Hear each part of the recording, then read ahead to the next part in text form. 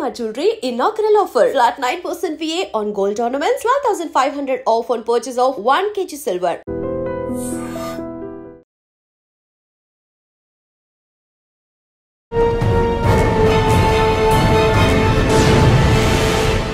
ఈ వారం మన గెస్ట్ 2004 బ్యాచ్ పోలీస్ ఆఫీసర్, పేరు ఎం మురళీకృష్ణ గారు, circle inspector police, Sullurpeta, Andhra Pradesh.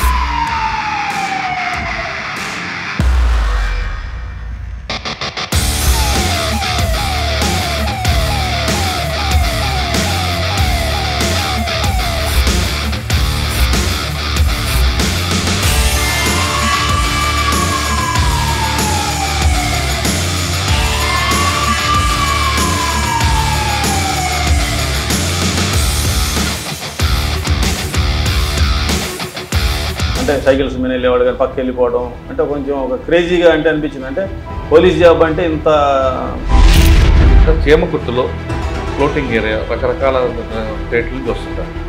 అక్కడ ఒక క్రైమ్ చేసింది జరిగిందంటే ఆ ఎక్యూజ్డ్ మళ్ళీ లారీలో వెళ్ళి హంసా గ్రానైట్లో ఒక ఇన్సిడెంట్, స్టోన్స్ పడిపోయి దాదాపు 15 మంది వెళ్ళిపోయారు. ఇది డబుల్ మర్డర్ కేసులు ఉన్నాయి, కన్విక్షన్ ఉంది, వాటి గురించి చెప్పండి. ఒక వ్యక్తి కాలిపోయి ఉన్నాడు, చనిపోయి ఉన్నాడు. ప్లాన్ ప్రకారం తీసుకెళ్ళి కత్తిపెట్టి పొట్టలో పొడిచి. ఇంకోటి మీ service double murder case, 4 double murder కేసుల్ని డిటెక్ట్ చేశాను. అది ఒక నాకు కొంచెం గొప్పగా కూడా ఉంటుంది. యాక్చువల్గా ఒక అమ్మ కూతుర్ని ఇద్దరిని వాళ్ళని చంపేశారు. వాళ్ళకు ఒక గోల్డ్ షాప్ విషయాన్ని టార్గెట్ చేసింది. ఎందుకంటే ఒంటరిగా ఉంటారు, వీళ్ళు తక్కువ మంది ఉంటారు, ఒంటరిగా ఉంటారు. కోట పొడుస్తారు, గొంతు పొడుస్తారు. వీళ్ళు 15-16 కోట్లు పొడిచాడు ఒక మనిషికి. పోతవరం అనే గ్రామంలో వృద్ధులు వాళ్ళు కిరాణా షాప్ పెట్టుకొని జీవనం కొనసాగిస్తూ ఉంటారు. వారిని ఉదాహరణగా తలకాయ కొట్టి చంపేసి, వాడు ఏంటంటే ఈ కిరాణా షాపులు లేకపోతే లోన్లీగా ఉండే వాళ్ళని ఎంచుకుంటాడు. పెద్దవాళ్ళని రాడ్ తీసుకుంటాడు, ఒకే ఒక దెబ్బ కొడతాడు. కానీ డ్రోన్ వాడడం వల్ల మీకు వచ్చే బెనిఫిట్ ఏంటి? నిర్జీవ ప్రదేశాల్లో పాడుబడ్డేళ్ళ దగ్గర అట్లా గంజాయి సేవిస్తూ ఉంటారు. ఇవన్నీ కూడా మనం డ్రోన్ ద్వారా క్యాప్చర్ చేసుకోవడం. శ్రీహరికోట అక్కడ ఏం జరిగిన మొత్తం వరల్డ్ వైడ్గా సూళ్లూరుపేట ఫేమస్. సేలం నుంచి ఒక ఫోన్ వచ్చింది, శ్రీహరికోటలో ఏదో బాంబు సంబంధించి.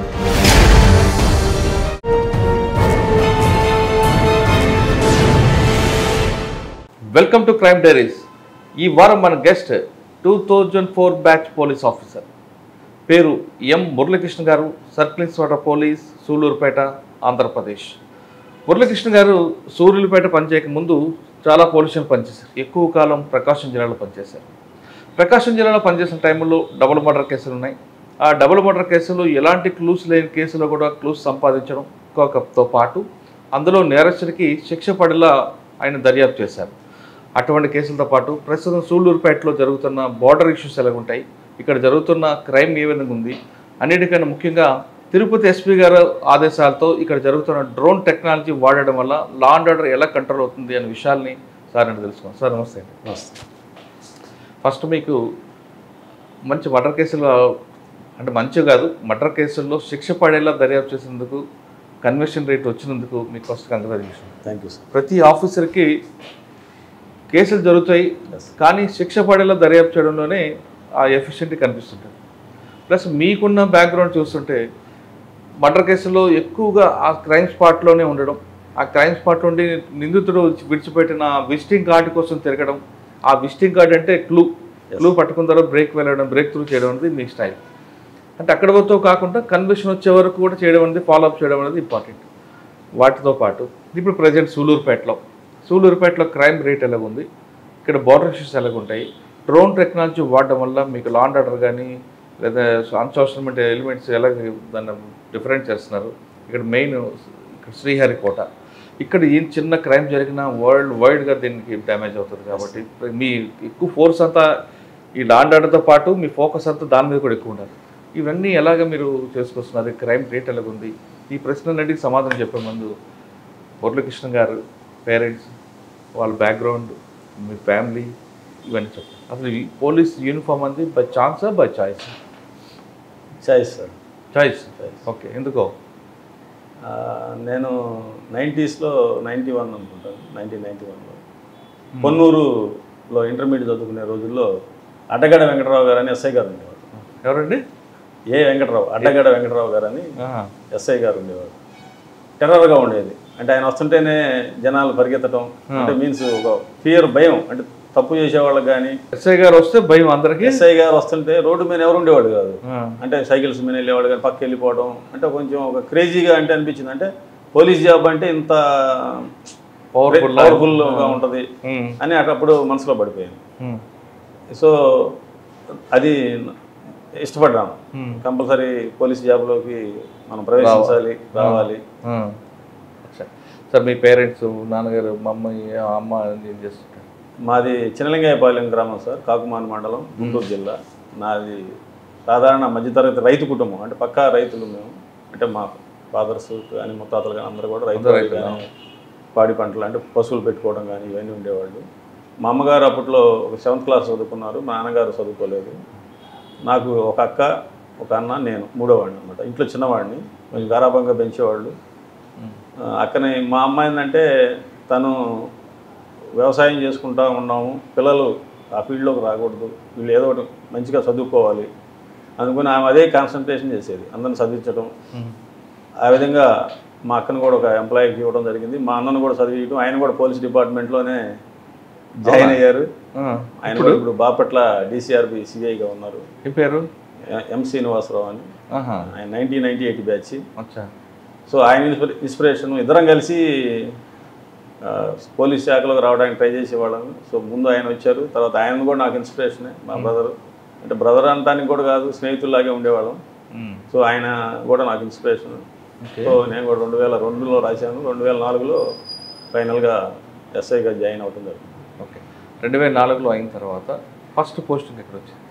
నేను ట్రైనింగ్ తర్వాత సోమశిల, నెల్లూరు జిల్లా సోమశిలలో ఒక 3 months పనిచేయడం జరిగింది. తర్వాత నెల్లూరు జిల్లాలోనే సీతారాంపురం అని ఒక మండలం ఉంది, బోర్డర్లో ఉంటుంది. అది పోరుమామిళ్ళ బోర్డర్లో. అక్కడ ఒక 20 months చేయడం జరిగింది. తర్వాత నేను ప్రకాశం జిల్లాకి ట్రాన్స్ఫర్ కాబడ్డాను. సార్ నెల్లూరు జిల్లాలో ఒక దగ్గర 3 నెలలు, ఒక దగ్గర 8 నెలలు పనిచేస్తున్నట్టు 20 months. దీంట్లో మీకు వచ్చిన ఛాలెంజ్ ఏంటంటే, సాధారణంగా ఫస్ట్ పోస్టింగ్లో ఏ ఎస్ఐ అయినా సరే, మీరు చెప్పారు ఇందాక పొన్నూరులో ఎస్ఐ గారి లాగా ఆ విధంగా యూనిఫామ్ వేసుకొని జనాలు నిలబడాలి, జనంకి ఒక మంచి మెసేజ్ ఇవ్వాలి అనేది ఇంట్లో ఉంటుంది. ఆ ట్రెండ్ మీరు చూసినప్పటికీ పొన్నూరుకి మీరు 2004లో డిపార్ట్మెంట్కి వచ్చేసరికి ఆ ట్రెండ్ కొనసాగిందా లేదంటే తగ్గిందంటారు? ట్రెండ్ కొనసాగుతుంది, అయితే అంత భయం లేదు. అది పొన్నూరు అనేది ఒక మున్సిపాలిటీ, అప్పట్లోనే 90లోనే అది చాలా పాత మున్సిపాలిటీ. నేను వెళ్ళి సీతారాంపురం వచ్చేసి ఒక మారుమూల ప్రాంతం. అంటే ఒక కడప నుంచి బస్సులు, అంటే బద్వేలు నుంచి బస్సులు, అంటే అట్లా బస్సులు తప్పితే రావచ్చు. నైట్ ఎవరు కనపడరు అనమాట. కొంచెం ఎక్స్ట్రీమిస్ట్ ప్రాబ్లం కూడా ఉండింది అప్పుడు. ప్రకాశం జిల్లాలో బాగా ఎక్స్ట్రీమిజం ఉంది, నక్సలైట్ ప్రాబ్లం చాలా ఉండింది. బాలసుబ్రహ్మణ్యం గారు ఎస్పీగా పనిచేస్తున్న టైం అనమాట. సో ఇది బోర్డర్ కాబట్టి మమ్మల్ని కూడా కొంచెం జాగ్రత్తగా ఉండమనేవాళ్ళు. స్టేషన్కి గార్డ్ అవి ఉంటా ఉండేవి. అక్కడ ముఖ్యంగా ఏంటంటే ప్రజలు బాగా కొంచెం అమాయకంగా ఉండేవాళ్ళు. మీన్స్ చట్టం అంటే కొంచెం గౌరవం ఉండేది, అదేవిధంగా భయం కూడా ఉండేది. తప్పులేం పెద్ద కేసులు కూడా క్రైమ్ ప్రకారంగా పెద్ద కేసులు వచ్చాయి కాదు, కానీ ఆ ఉన్న వాటిలోనే మేము కొంచెం లిక్విడేట్ చేసుకుంటాం. అంటే కౌన్సిలింగ్ చేసుకుంటా, లోక్ అదాలతుల్లో కాంప్రమైజ్ చేసుకుంటా, ఆ విలేజ్ల్లో గొడవలు లేకుండా చేయటం, ఇవన్నీ చేయటంలో కూడా కొద్దిగా అక్కడ కొంచెం ప్రాబ్లమ్స్ ఫేస్ చేశాను. పొలిటికల్గా కూడా కొంచెం ప్రాబ్లమ్స్ ఫేస్ చేసి నేను ప్రకాశం జిల్లాకి ట్రాన్స్ఫర్ వెళ్ళటం జరిగింది. అంటే అంత మంచి పని చేస్తుంటే కూడా ఒక్కోసారి వాళ్ళకి ఇష్టపడకపోవచ్చు. అంటే కేసులని రాజీ చేస్తున్నాము, విలేజ్ల్లో సమస్యలు లేకపోతే కూడా కొంతమందికి ఇష్టపడకపోవచ్చు. వాళ్ళ ఇన్కమ్ పోతుంది కదా, ఇన్కమ్ కాకపోయినా పొలిటికల్గా ఇన్బ్యాలెన్స్ అవ్వచ్చు. అంటే ఇప్పుడు వాళ్ళు పెట్టమన్న కేసులు పెట్టకపోవచ్చు, వాళ్ళు చెప్పిన విధంగా చేయకపోవచ్చు. పోస్టింగ్ కాబట్టి పోస్టింగ్లో కొంచెం అది ఏమంటారు, కసి ఉంటుంది ఎవరికైనా, ఏ ఆఫీస్ ఏ ర్యాంకులో అయినా. కానిస్టేబుల్ కానీ మీరు పొన్నూరులో చూసినట్లుగా లేదని బాధపడ్డారా? ఎందుకు వచ్చాం డిపార్ట్మెంట్లో? కానీ అట్లా బాధపడింది ఏం లేదు, కానీ ఆ విధంగా అంటే అది ఆ టైం అది. అంటే మనం ఇప్పుడు మేము చేసే రోజుల్లోకి ఇప్పటికి కొంచెం తగ్గింది. అంటే అంత చేయలేకపోవచ్చు, ఎందుకంటే రకరకాల ఇష్యూస్ వస్తున్నాయి. పబ్లిక్ కూడా అవేర్నెస్ కలుగుతుంది. అంతకుముందు రోజుల్లో పోలీసు అంటే వాళ్ళు కనపడితేనే మాయమైపోయేవాడు. ఇప్పుడు అడుగుతున్నారు, సార్ నేనేమో తప్పు చేశానా. మంచిదేలేండి, పబ్లిక్లో కూడా అవేర్నెస్ వచ్చింది. అది ఆహ్వానించదగ్గ పరిణామం. ఎందుకంటే వన్ సైడ్గా ఉండకూడదు ఎప్పుడే. కాబట్టి అది నేనైతే చాలా సాటిస్ఫాక్షన్గా పనిచేశాను. ఆ 18 నెలలు కూడా నేను ఎవరికి లొంగలేదు. మీన్స్ అంటే ఎవరిని చట్టం ఏది ఉంటే అంటే చట్ట ప్రకారం ఏదైతే చేయగలుగుతామో అది చేసి ప్రజల్లో మంచి పేరు సంపాదించుకున్నాను. మీరున్న టైంలో శివధర్ రెడ్డి గారు ఎస్పీ గారు ఉంటారు. శివధర్ రెడ్డి గారు నాకు పిఎస్ఐ ట్రైనింగ్లో ఉన్నప్పుడు ఉన్నారు. పోస్టింగ్ ఇచ్చిన తర్వాత ఆయన వెళ్ళిపోయారు. తర్వాత మల్లారెడ్డి గారు వచ్చారు. ఆ మల్లారెడ్డి గారు కూడా కొంచెం అక్కడ 4 ఎస్పీలు మారారు. నాకు ఒక 2 ఇయర్స్లోనే సూర్యనారాయణ గారు అని ఆయన ఉన్నారు, ఆయన మారిపోయారు. తర్వాత లాస్ట్లో లక్ష్మీరెడ్డి గారు ఉన్నారు. లక్ష్మీరెడ్డి గారు ఉన్న టైంలో ఆయన నేనే రిక్వెస్ట్ చేసుకొని ప్రకాశం జిల్లాకి వెళ్ళటం జరిగింది. సార్ ప్రకాశం జిల్లా ఫస్ట్ పోస్టింగ్? ప్రకాశం జిల్లాలో ఫస్ట్ పోస్టింగ్ మార్టూరు దగ్గర బల్లికొర మండలం. అక్కడ కూడా ఒక 2 ఇయర్స్ పనిచేయడం. ఏముందండి అక్కడ? బల్లికొర కూడా అది గ్రామీణ ప్రాంతం. కొంచెం క్వారీస్ ఉండేవి, గ్రానైట్ క్వారీస్ ఉండేవి. అక్కడ ఇష్యూస్ అంటే క్వారీస్ సంబంధించిన ఇష్యూస్, లేబర్ ఇష్యూస్ కానీ ఏమైనా ప్రమాదాలు జరిగేదానికి అవన్నీ క్వారీస్ వాళ్ళతో రెగ్యులర్గా మీటింగ్స్ పెట్టుకోవడం. వర్షాకాలం ఏమైనా ఈ బండలు అవి జారి పడతా ఉంటాయి, అవన్నీ పడకుండా అంటే మేమున్న 2 ఇయర్స్ అయితే ఎటువంటి ఇన్సిడెంట్ జరగలేదు. రెగ్యులర్గా వాళ్ళతో టచ్లో ఉండేవి. అంటే ఏదైతే మనం పనిచేసే ఏరియాలో సమస్య ఉందనుకుంటాం దాని మీద కాన్సన్ట్రేషన్ చేయటం వల్ల అక్కడ ఇష్యూస్ లేకుండా. ఈ మధ్య కూడా మనం చూసాం, ఏదో క్వారీలో బండరాళ్ళు బట్టి ఒక 5-6 మంది చనిపోయారు రీసెంట్గా, 1 month 2 months అయింది. సో అట్లాంటి ఇష్యూస్ జరగకుండా ఉండటానికి పనిచేశాం. సార్ సాధారణంగా గ్రామీణ ప్రాంతంలో పెట్టి కేసులు ఎక్కువ ఉంటాయి. ఎస్, హట్ కేసులు కొట్టుకోవడం అవన్నీ మీరు ఎఫ్ఐఆర్ చేసేవారా లేకుండా వాళ్ళ మాట్లాడి కాంప్రమైజ్ చేసి పంపించేవారు? సార్ అంటే కొంతమంది ఆఫీసర్లు ఎఫ్ఐఆర్ అయితే క్రైమ్ రేట్ పెరిగింది వద్దు అని అంటారు. మరి కొంతమంది ఆఫీసర్లు ఎఫ్ఐఆర్ చెయ్యు ఎందుకంటే వాళ్ళకి భయం ఉంటుంది అనేది కొంతమంది ఆఫీసర్ గైడ్లైన్స్ ఉంటాయి. సో ఈ 2 కరెక్టే సార్. రెండింటిని కూడా బ్యాలెన్స్ చేసుకోవాలి ఆఫీసర్. ఎస్హెచ్ఓ ఎవరైతే ఎస్ఐ ఉన్నారో కానీ ఇప్పుడైతే కొన్ని మంది సిఐలు అయ్యారు, ఎస్హెచ్ఓస్ కొన్ని సిఐలు అని. మా టైంలో అయితే దాదాపు అన్ని ఎస్ఐ పోస్టింగ్లే టౌన్స్ కూడా. ఇవి ఎస్హెచ్ఓగా ఉన్నటువంటి ఆయన బ్యాలెన్స్ చేసుకోవాలి. ఏది మనం ఎఫ్ఐఆర్ చేయాలి, ఏది చేయకూడదని రూల్ ఏమి ఉండదు. కాకపోతే వాళ్ళు కొంచెం ఒక విలేజ్లో చిన్న ఇష్యూస్ మీద రావచ్చు. మనం ఎఫ్ఐఆర్ చేయడం వల్ల ఆ కక్షలు పెరిగి పెద్ద అయ్యి సంవత్సరాల కొద్దీ పెరగవచ్చు. అందుకని అట్లాంటి వాటిని మాత్రం ఒకసారి పిలిచి వాళ్ళని అడుగుతాం ఫస్ట్, మీకు ఏం కావాలి అని. అడిగినప్పుడు వాళ్ళు చెప్తారు, సార్ మాకు కొంచెం వాళ్ళని పిలిచి కొంచెం మందలించండి సార్, లేకపోతే మా జోలికి రాకుండా చేయండి సార్ అంటే వాడు కంప్లైంట్ ఫిర్యాదుదారుడే ఒక చాయిస్ పెట్టుకుంటాడు. కొంతమంది కంపల్సరీ కేసే కావాలంటారు. కేసే కావాలన్నప్పుడు దానికి ఇంకా ఆల్టర్నేటివ్ ఏం లేదు, మనం వాళ్ళకి కేసు కట్టాలి. ఇట్లా అడిగినప్పుడు మాత్రం వాళ్ళని పిలిపించి ఏది తప్పు ఏది ఒప్పు, వాడు ఏం చేసి తప్పు చేసింది ఏంటి చెప్పి వాళ్ళ చేతే వాళ్ళకి తప్పు అయిందని చెప్పించుకొని ఇద్దరు సాటిస్ఫై అయితే వాళ్ళ ఊళ్ళో పెద్ద మనుషులు ఎవరో పిలిచి ఇద్దరి మధ్య సమక్షంలో వాళ్ళు రాజీ పడ్డారు, సంతకాలు పెట్టించుకొని పంపించారు. సాధారణ గ్రామీణ ప్రాంతాల్లో ప్రజలు కూడా అండి వాళ్ళ కేసులు అవసరం లేదు, పిలిపించి బెదిరించండి చాలు సార్ మాకు అంటారు. అంటే వాళ్ళు ఇంకొకసారి మా జోలికి రాకుండా చేయండి, వాడు కేసు పెట్టి మళ్ళీ నేను ఎందుకు కోర్టు చుట్టూ తిరగాలి, మళ్ళీ వీడిని పర్మనెంట్గా శత్రువు చేసుకోవాల్సి వస్తుంది. కేసు పెట్టినప్పుడు ఇంటి పక్కనే ఉంటారు, లేదా పొలం తగాదాలు ఉంటాయి, చిన్న ఏదో తిట్టుకుంటూ ఉంటారు. వాళ్ళు అడిగేది కూడా పోలీస్ స్టేషన్కి వెళ్ళాను నేను, వాళ్ళని పోలీసు వాళ్ళు పిలిచారు, వాళ్ళని మందలించారు, భయం పెట్టారు, అదొకటే ఆ జోలికి రాకుండా చేస్తే చాలు అనేది ఒక సామాన్యమైన మానవుడి ఒక కోరిక. అది ఏదో ఇంజరీస్ ఉండయి అట్లాంటి వాటిలో మాత్రం కంపల్సరీ వాళ్ళు వద్దన్నా కానీ మేము కేసులు కడతాం. అది ఎమ్మెల్సీ అవుతుంది. ప్లస్ ఇంకోసారి కూడా ఏదైనా జరగవచ్చు, అది తరగలరాని సార్ తగిలితే ఏదైనా ప్రాణాపాయం కూడా ఉంటుంది. కాబట్టి అవతల వాడికి కూడా భయం ఉండాలి. ఓకే, ఆ పోలీస్ తర్వాత ఎందుకు వచ్చారు? తర్వాత నేను సంతనూతలపాడు అని ఒంగోలు పక్కనే ఉంటుంది, అక్కడ ఒక 6 months పనిచేశాను. అక్కడ అంటే అప్పుడు ఉన్నటువంటి ఎస్పీ గారు సిఎస్ఆర్ కేఎల్ఎన్ రాజు గారు అని ఉన్నారు. అక్కడ అంటే నా పనితీరు కావచ్చు, లేదా పక్కన ఉన్నటువంటి సీమకుర్తి ఎస్ఐకి ప్రమోషన్ రావడం వల్ల నన్ను అక్కడికి షిఫ్ట్ చేయడం జరిగింది. చీమకుర్తి అంటే ఇందాక బల్లికొరలో కొద్దిగా ఉంటాయి గ్రానైట్స్, చీమకుర్తి అంటే అది వరల్డ్ ఫేమస్ గెలాక్సీ గ్రానైట్ ఉండే ఏరియా. నిత్యం కూడా అక్కడ విపరీతమైన ట్రాఫిక్ ఉంటుంది, లారీలు, ట్రాన్స్పోర్టేషను, ఈ లేబర్ రకరకాల ప్రదేశాల నుంచి వస్తారు, రాజస్థాన్ నుంచి, ఒరిస్సా నుంచి, మధ్యప్రదేశ్ నుంచి, తమిళనాడు నుంచి. ఈ నిత్యం ఆ టౌన్లో 10,000 మంది ఈ కార్మికులే తిరుగుతూ ఉంటారు. సో ఈ 24 hours మూమెంట్ ఉంటుంది, పబ్లిక్ మూమెంటు. మనకి ఏదన్నా 12 తర్వాత ఈ టౌన్లో ఆగిపోతుందని అట్లేం లేదు, నైట్ తిరుగుతూనే ఉంటారు, కొంచెం అలర్ట్గా ఉండాలి. సో అక్కడ కూడా ఛాలెంజెస్ ఏంటంటే కొన్ని అక్కడ కూడా ఛాలెంజెస్ ఏంటంటే కొన్ని గ్రానైట్ క్వారీలకి మ్యాగజైన్లు ఉంటాయి, ఎక్స్క్లూజివ్ లైసెన్స్లు ఉంటాయి, వాటన్నిటి తనిఖీ చేసుకోవడం, అక్కడ ఎటువంటి ప్రమాదాలు జరగకుండా క్వారీ మేనేజర్స్తో వాళ్ళతో మీటింగ్లు పెట్టుకోవడం, ఈ సిఐటియు లేకపోతే ఇట్లాంటి కార్మిక సంఘాలతో కూడా మీటింగ్ పెట్టి వాళ్ళ సేఫ్టీ మెజర్స్ ఏమైతే తీసుకోవచ్చో అవన్నీ కూడా తీసుకోవడం. కొంచెం ట్రాఫిక్ ఇష్యూ ఉండేది, అప్పుడు బైపాస్ లేదు చేమకుర్తిలో. అప్పుడు మేము కూడా అక్కడ లోకల్ ఎమ్మెల్యే గారికి కూడా బైపాస్ ఉంటే బాగుంటుందని సజెస్ట్ చేయడం జరిగింది. అది తర్వాత రోజుల్లో ఇప్పుడు బైపాస్ వచ్చి కొంచెం చేమకుర్తి కూడా ట్రాఫిక్ ఫ్రీ అయింది. సార్, చేమకుర్తిలో ఫ్లోటింగ్ ఏరియా రకరకాల స్టేట్ల నుంచి వస్తుంటారు.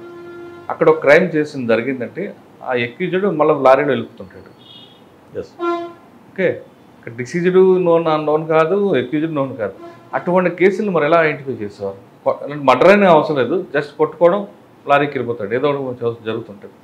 ఒక మాఫియా అంటే అంత మొత్తంలో ఉండేవాళ్ళు కాదు. యాక్చువల్గా ఏంటంటే పని చేయడానికి బయట ప్రాంతాల నుంచి వచ్చిన వాళ్ళు ఎవరైనా కానీ సాధారణంగా ఏం చేస్తారంటే వాడు వాడు వెళ్ళే ఉండే రూమ్లో ఉండటం, లేకపోతే రెస్ట్ తీసుకోవడం చేస్తూ ఉంటారు. ఎప్పుడన్నా అకేషనల్గా కొట్లాటలు జరగవచ్చు. కొట్లాట జరిగినప్పుడు మేమేం చేసేవాళ్ళం అంటే ప్రతి కంపెనీకి ఒక రూల్ పెట్టాను, ఒక బుక్ మెయింటైన్ చేయాలి. మీ దగ్గర ఎవరు పని చేస్తున్నారు, వాళ్ళ ఫోన్ నెంబర్స్ కానీ, ఆధార్ నెంబర్ కానీ, అడ్రస్. అట్లానే ఈ లేబర్ని సప్లై చేసే కాంట్రాక్టర్స్ ఉంటారు, మెస్సలు మెయింటైన్ చేసి ఒక 50 మందిని, వాళ్ళ దగ్గర కూడా బుక్. అంటే వీళ్ళు ఏం చేస్తారంటే విజయవాడ నుంచి కానీ అట్లా సుదూర ప్రాంతాల నుంచి రైల్వే స్టేషన్ల దగ్గర బయట నుంచి వచ్చే వర్కర్స్ వచ్చిన వాళ్ళని తీసుకొని వస్తూ ఉంటారు. సో వాళ్ళకి ఒక రికార్డ్ మెయింటైన్ చేయడం కోసం ఈ బుక్ అనేది పెట్టడం జరిగింది. ఎందుకంటే అంతకుముందు హంస గ్రానైట్లో ఒక ఇన్సిడెంట్ జరిగింది. రాళ్ళు పడిపోయి 2008-9 అనుకుంటుంది, స్టోన్స్ పడిపోయి దాదాపు 15 మంది చనిపోయారు. అయ్యో. అప్పుడు కొంతమందిని ఐడెంటిఫై చేయడానికి చాలా కష్టమైంది. సో ఈ ఇన్సిడెంట్స్ అన్నీ కూడా బేస్ చేసుకొని ఒక రిజిస్టర్లో మెయింటైన్ చేయడం అలవాటు చేసాము. అక్కడ కంప్యూటరైజేషన్ వచ్చేసేమో కంపెనీస్ వాళ్ళకి, ఈ లేబర్ కాంట్రాక్టర్స్కి వచ్చేమో బుక్ మెయింటైన్ చేయడం. మీ దగ్గరకు ఎవరు వచ్చినా కానీ వాడి నెంబర్, ఆధార్ నెంబర్ పెట్టుకోవడం, వారి యొక్క ఏజ్, ఏ నేటివ్ ప్లేస్ ఎక్కడ, ఫోన్ నెంబర్, ఎవరి ద్వారా వచ్చారు, ఇట్లా పెట్టుకోవడం వల్ల ఏంటంటే మాకు ఒక స్ట్రీమ్ లైన్ అయింది వర్కర్స్. కానీ చేమకుర్తి అనగానే చాలామంది పోలీసుల ఆఫీసర్కి డబ్బులు వస్తాయంటారు, వస్తూ అంటారు కదా, అవన్నీ ఒక అపోహలని అంటాను నేను. డబ్బులు అనేది పోలీస్ శాఖలో చేమకుర్తిలో వస్తాయా లేకపోతే ఇంకోసారి వస్తాయి అనేది అవన్నీ బయట పబ్లిక్ యొక్క అది అపోహ. చేమకుర్తి గ్రానైట్ కంపెనీల వాళ్ళు డబ్బులు ఇచ్చేది అట్లాంటిది ఏమి ఉండదు సార్. ఆయన ఇచ్చిన వేరే డిపార్ట్మెంట్ ఉండే, మీ డిపార్ట్మెంట్కి ఇవ్వడం అట్లా వాళ్ళకి వేరే వాళ్ళకి కూడా ఇస్తారని చెప్పను. వాళ్ళకి ఏదైనా లొసుకులు ఏమన్నా ఉంటే అది ఎక్కడైనా జరుగుతాయి కదా, ఎక్కడైనా జరుగుతూ ఉంటాయి సార్. చేమకుర్తి తర్వాత నేను ప్రమోషన్ వచ్చింది సార్ నాకు. చేమకుర్తిలో ప్రమోషన్ వచ్చింది. చేమకుర్తి నుంచి జస్ట్ ఒక 5-6 నెలలు ఒక ఎస్బీ, అప్పుడు రఘురామరెడ్డి గారు ఎస్పీ గారు ఉన్నారు. రఘురామరెడ్డి గారు ఎస్పీగా ఉన్నప్పుడు ఎస్బీ కమ్ తాలూకా పోలీస్ స్టేషన్లో టెంపరీగా ఒక 3 నెలలు చేశాను. అప్పుడు ఎన్మార్ట్ అని ఒక కేసు చేయడం జరిగింది. ఏదండి ఎన్మార్ట్ అంటే చైన్ సిస్టమ్, అది అదే మల్టీ లెవెల్. అది అప్పుడు నిషేధం ఉండింది. దాన్ని గుజరాత్ వెళ్ళి, సూరత్ వెళ్ళి ముద్దాయిల్ని పట్టుకొచ్చాను. MLM దీంట్లో రఘురామరెడ్డి గారు గట్టిగా పనిచేసేవారు. గతంలో ఆంబే మీద కూడా ఆయనే కర్నూలు ఫస్ట్ ప్రకాశంలో మొదటి ఎస్పీ గారు ఆయన. అప్పుడు ఉన్నప్పుడు ఆ కేసు కొంచెం బాగా ఛాలెంజింగ్ కేసు. పర్సనల్గా నేను ఎక్కువ ఇన్వాల్వ్ అయ్యి అండ్ మా టీమే ఎక్కువ దాన్ని డీల్ చేసింది. అంటే మెయిన్ ముద్దాయిని మేమే పట్టుకొచ్చాం. ఎక్కడ? గుజరాత్, సూరత్లో. ఓకే. తర్వాత అది కంపెనీ అంతా బంద్ అయింది. తర్వాత ప్రమోషన్ వచ్చింది సార్. ప్రమోషన్ వచ్చి సిఐడికి ట్రాన్స్ఫర్ అయ్యాను. ఎక్కడ? సిఐడి వచ్చి నెల్లూరు చేశాను, తర్వాత గుంటూరు చేశాను. అంటే గుంటూరు చేసిన, నెల్లూరు చేసిన, ప్రకాశం జిల్లా కేసులు చూస్తూ ఉండేవాడు. అంటే అందులో ఏమైనా బ్రేక్ త్రూ కేసులు ఉన్నాయండి? బ్రేక్ త్రూ అంటే ఒక బీఈడి కాలేజీది కందుకూరులో ఒక దాని మీద ఎంక్వైరీ రిపోర్ట్ రాశాను. దాని మీద ఒక కేసు చేయడం జరిగింది. అంటే వాళ్ళ అక్రమాలు, బీఈడి కాలేజీలు, చైన్ ఆఫ్ వినుకొండలో నేటివ్ రఫీ గారు అని ఆయన కాలేజీలు పెట్టి స్టూడెంట్స్ లేకపోవడం, వాళ్ళు ఏదో మేనేజ్ చేస్తూ ఉంటే దాని మీద ఎంక్వైరీ చేసి రిపోర్ట్ ఇవ్వడంతో దాని మీద కేసు ఫైల్ చేశారు. తర్వాత సిఐడి తర్వాత ఇంటెలిజెన్స్ చేసే టైంలో, సిఐడి చేసే లాస్ట్ టైంలో డీజీపీ రాముడు సార్ దగ్గర పేషీలో పనిచేశాను. 2014 జేవి రాముడు సార్ డీజీపీగా ఉన్నారు. హైదరాబాద్లో ఉండేది అప్పుడు ఆఫీసు. సార్ ఆఫీస్లో పేషీ ఇన్స్పెక్టర్గా వర్క్ చేయడం జరిగింది. సారు ఇక రిటైర్ అయ్యి 2016లో వెళ్ళేటప్పుడు జూలైలో అప్పుడు మళ్ళీ ఒంగోలు రూరల్ సర్కిల్కి ఇన్స్పెక్టర్గా వచ్చాం.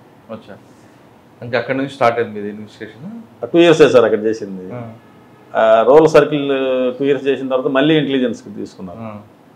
తీసుకొని మళ్ళీ ఆర్పి ఠాకూర్ సార్ దగ్గర పేషీ ఇన్స్పెక్టర్ చేయడం జరిగింది. తర్వాత ఇంటెలిజెన్స్లో 21 దాకా పనిచేశాను ఒంగోలులోనే. ఇక 21 నుంచి మళ్ళీ బయటకు వచ్చి కొంచెం పోస్టింగ్లు అవి దొరకలేదు, కొంచెం ఇబ్బంది పడ్డాం. సరే ఆ పడ్డాన్న టైంలో కూడా మాకు ఇచ్చిన అన్నారే నా మెంటాలిటీ ఎలా ఉంటుందంటే మనకు అప్పచెప్పిన పని ఏదైనా కానీ జాగ్రత్తగా చేసి పెట్టడం అనేది మనకు ఏమైనా ఆఫీసర్ మన నమ్మి ఏదైనా వర్క్ అప్ చెప్పినప్పుడు దాన్ని క్లీన్గా అంటే శుభ్రంగా పనిచేసి సంపూర్ణంగా చేసి ఇవ్వడం అనేది నా అలవాటు. దాంట్లో భాగంగా కొన్ని కేసులు కూడా చేయడం జరిగింది. తర్వాత బాపట్ల DCRB DTRB కొత్త జిల్లాలు ఏర్పడ్డాయి. కొత్త జిల్లాలు ఏర్పడి 22లో ఏప్రిల్ 22 ఏప్రిల్ మేలో నేను బాపట్లకి వెళ్ళాను. అప్పుడు నేనే DCRB చూడాల్సి వచ్చింది, CCS చూడాల్సి వచ్చింది, ట్రాఫిక్ వింగ్ చూడాల్సి వచ్చింది. అట్లా 3-4 వింగ్స్ అన్నీ కూడా చూసి అక్కడ 1 year పనిచేసిన తర్వాత PTC ఒంగోలులో మళ్ళీ 1 year చేశాను. అక్కడి నుంచి ఇక్కడికి. ఓకే, ఇక్కడ రాకముందు మీది డబుల్ మర్డర్ కేసులు ఉన్నాయి, కన్వెన్షన్ ఉంది, వాటి గురించి చెప్పండి. ఒంగోలు రూరల్ సర్కిల్ CAగా చేసేటప్పుడు సంతనూతలపాడు పోలీస్ స్టేషన్ పరిధిలో డిసెంబర్ నెల అది 2016 ఒక వ్యక్తి కాలిపోయి ఉన్నాడు, చనిపోయి ఉన్నాడు. ఒకటిని అక్కడికి వెళ్ళాము. ఆ పొలం ఆ ల్యాండ్ వాళ్ళు చెప్పడం జరిగింది. వెళ్ళాము, అక్కడ SI గారిని తీసుకొని సీన్ విజిట్ చేసి అన్నీ చూసుకున్నాము. కానీ ఐడెంటిఫై కాల. ఒంగోలు పక్కనే ఉంటుంది అది. ఒంగోలు అంతా కూడా కొంచెం రౌడీజం సంచలనంగా ఉండింది. అది అంటే తగ్గిపోయింది రౌడీజం. ఒంగోలులో తమరు చెప్పినట్టుగా ఒకప్పుడు రూపాయికి 5 రూపాయలు 10 రూపాయలకి మర్డర్ చేసే రోజుల నుంచి Addanki circle rowdyism Kishore Kumar SP sir పనిచేసిన తర్వాత అది ఆటోమేటిక్ తగ్గిపోతూ ఉండేక తగ్గిపోయింది సార్. మేము వచ్చేసరికి ఇలా రౌడీజం దాదాపుగా లేదు అప్పుడు. లేదా ఇది శివారు ప్రాంతం ఒంగోలుకి, కానీ లిమిట్స్ వచ్చేసి ఒంగోలు రూరల్ సర్కిల్ కింద వస్తుంది. ఐడెంటిఫై కాలేదు. ఆ ఫొటోస్ తీసుకున్నాం. ఒంగోలు నగరం అంటే ఒంగోలులోకి సంబంధించిన అయి ఉంటాడు ఇతను, ఏదో చంపేసి అక్కడ కాల్ చేశారు, అన్వాడు దొరకకుండా కాల్ చేశారు. సో అవి పార్కులు ఎక్కడ పడితే అక్కడ మొత్తం పాంప్లెట్స్ అంటివ్వడం అవన్నీ చేయడం జరిగింది. ఒక 4వ తారీఖు అది బాడీ ఐడెంటిఫై అయితే 8వ తారీఖు ట్రేస్ అయింది. అది ఒక cell phone shop Venkata Subbarao అని అతనిదని వాళ్ళ యొక్క బ్రదర్స్ వాళ్ళు ఐడెంటిఫై చేయడం జరిగింది. అతనికి భార్య ఉంది, కానీ ఆమెని డైవర్స్ తీసుకోలేదు, కానీ వేరువేరుగా ఉంటున్నారు. మర్డర్ కేసుల్లో ఎప్పుడైనా సార్ బాడీ కనుక అంటే చనిపోయినది ఎవరో తెలిస్తే దాదాపుగా కేసు అయిపోతుంది, పరిష్కారం జరుగుతుంది. ఎందుకంటే దానికి మనిషికి సెక్సువల్ జెలసీ కానీ, లేకపోతే ఫైనాన్షియల్ మ్యాటర్ కానీ, పొలిటికల్గా కానీ ఎట్లా ఏదో 3-4-5 కారణాలు. పొలిటికల్ కానీ ఈ రెండే ఎక్కువ ఉంటాయండి, సెక్సువల్ కానీ లేదంటే ఫైనాన్షియల్గా కానీ. సో ఇది ఐడెంటిఫై చేసాము. కొన్ని CCTV ఫుటేజెస్ చూడటం జరిగింది. అతని యొక్క సెల్ ఫోన్స్ ఇక మనిషి లభించాడు కాబట్టి ఇక అతని యొక్క సెల్ ఫోను CDRs అన్నీ పెట్టుకోవడం జరిగింది. అవన్నీ చూస్తూ ఉన్నాము. అతని మూమెంట్ కూడా అటు ఇటు ఉంది. ఆ మంగమూరు రోడ్డు లో అతని షాప్ అనమాట. అంటే ఈ మర్డర్ జరిగే ప్లేస్కి వెళ్ళే దారిలోనే ఇతని షాప్ ఉండేది, ఒక 2 kilometers అంటే టౌన్లో ఉంటుంది. సో ఆ CCTV ఫుటేజ్లు అవి చూస్తూ ఉన్నాము. టౌన్ అంతా వెరిఫై చేస్తున్నాం. ఆటోలు తిరుగుతున్నాయి, అవన్నీ కొంచెం హెవీగా తిరుగుతాయి ఒంగోలు ఆటోస్ కూడా. ఈ సమయంలో అతని యొక్క ఫోన్లో ఒక కొత్త నెంబర్ ఒకటి యాక్టివేట్ అయ్యి ఆగిపోయింది ఒకరోజు. అంటే 8వ తారీఖు మాకు అతను ఐడెంటిఫై అయ్యాడు. ఈలోపు ఎవరో సిమ్ ఒకటి వేసి వాళ్ళు సిమ్ వేసుకొని ఆన్ చేసి మళ్ళీ తీసేశారు, డౌట్ వచ్చినట్టు వాళ్ళు. సో అది చూస్తే నకిరేకల్ ప్రాంతానికి చెందిన ఒక అతని అడ్రస్ వచ్చింది. అతను పర్టికులర్స్ అవి తీసుకుంటా ఉంటే అతను ఇక్కడ ఆటో డ్రైవర్గా గుర్తించాం. ఇతనికి సెల్ ఫోన్ షాప్ అతను చంపేసి సెల్ ఫోన్ షాప్లో ఉన్నటువంటి సెల్ ఫోన్స్ అన్నీ తీసుకెళ్లారు, ఇతను బైక్ తీసుకెళ్ళిపోయారు. అప్పుడు మేము అక్కడ CCTVలన్నీ చూస్తే ఒక ఆటో రావటం, అక్కడ ఆగటం, ఆటోలో ఏదైనా ఎక్కెళ్ళటం అవి తెలుసుకున్నాం. తర్వాత మళ్ళీ ఒక రోజు ఒక బైక్ మ్యాన్ వచ్చి ఒక మూటలో సెల్ ఫోన్ షాప్లో ఉన్నటువంటి ఫోన్స్ అన్నీ కూడా తీసుకెళ్ళడం జరిగింది.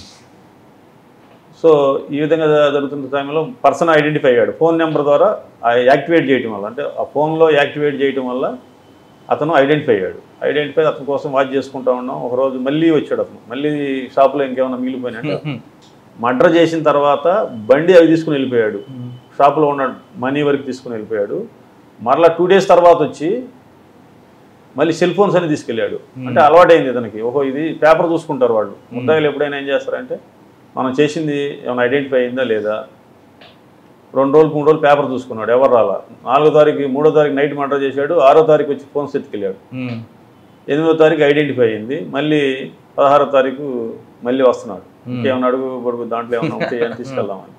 ఆ ఇన్ఫర్మేషన్ మేము ఆల్రెడీ ట్రాకింగ్లో ఉన్నాం కాబట్టి పట్టుకున్నాం. పట్టుకున్న తర్వాత దీంట్లో మేము చేసిన ఈ కేసులో లైఫ్ కన్విక్షన్ వచ్చింది అతను. సూపర్.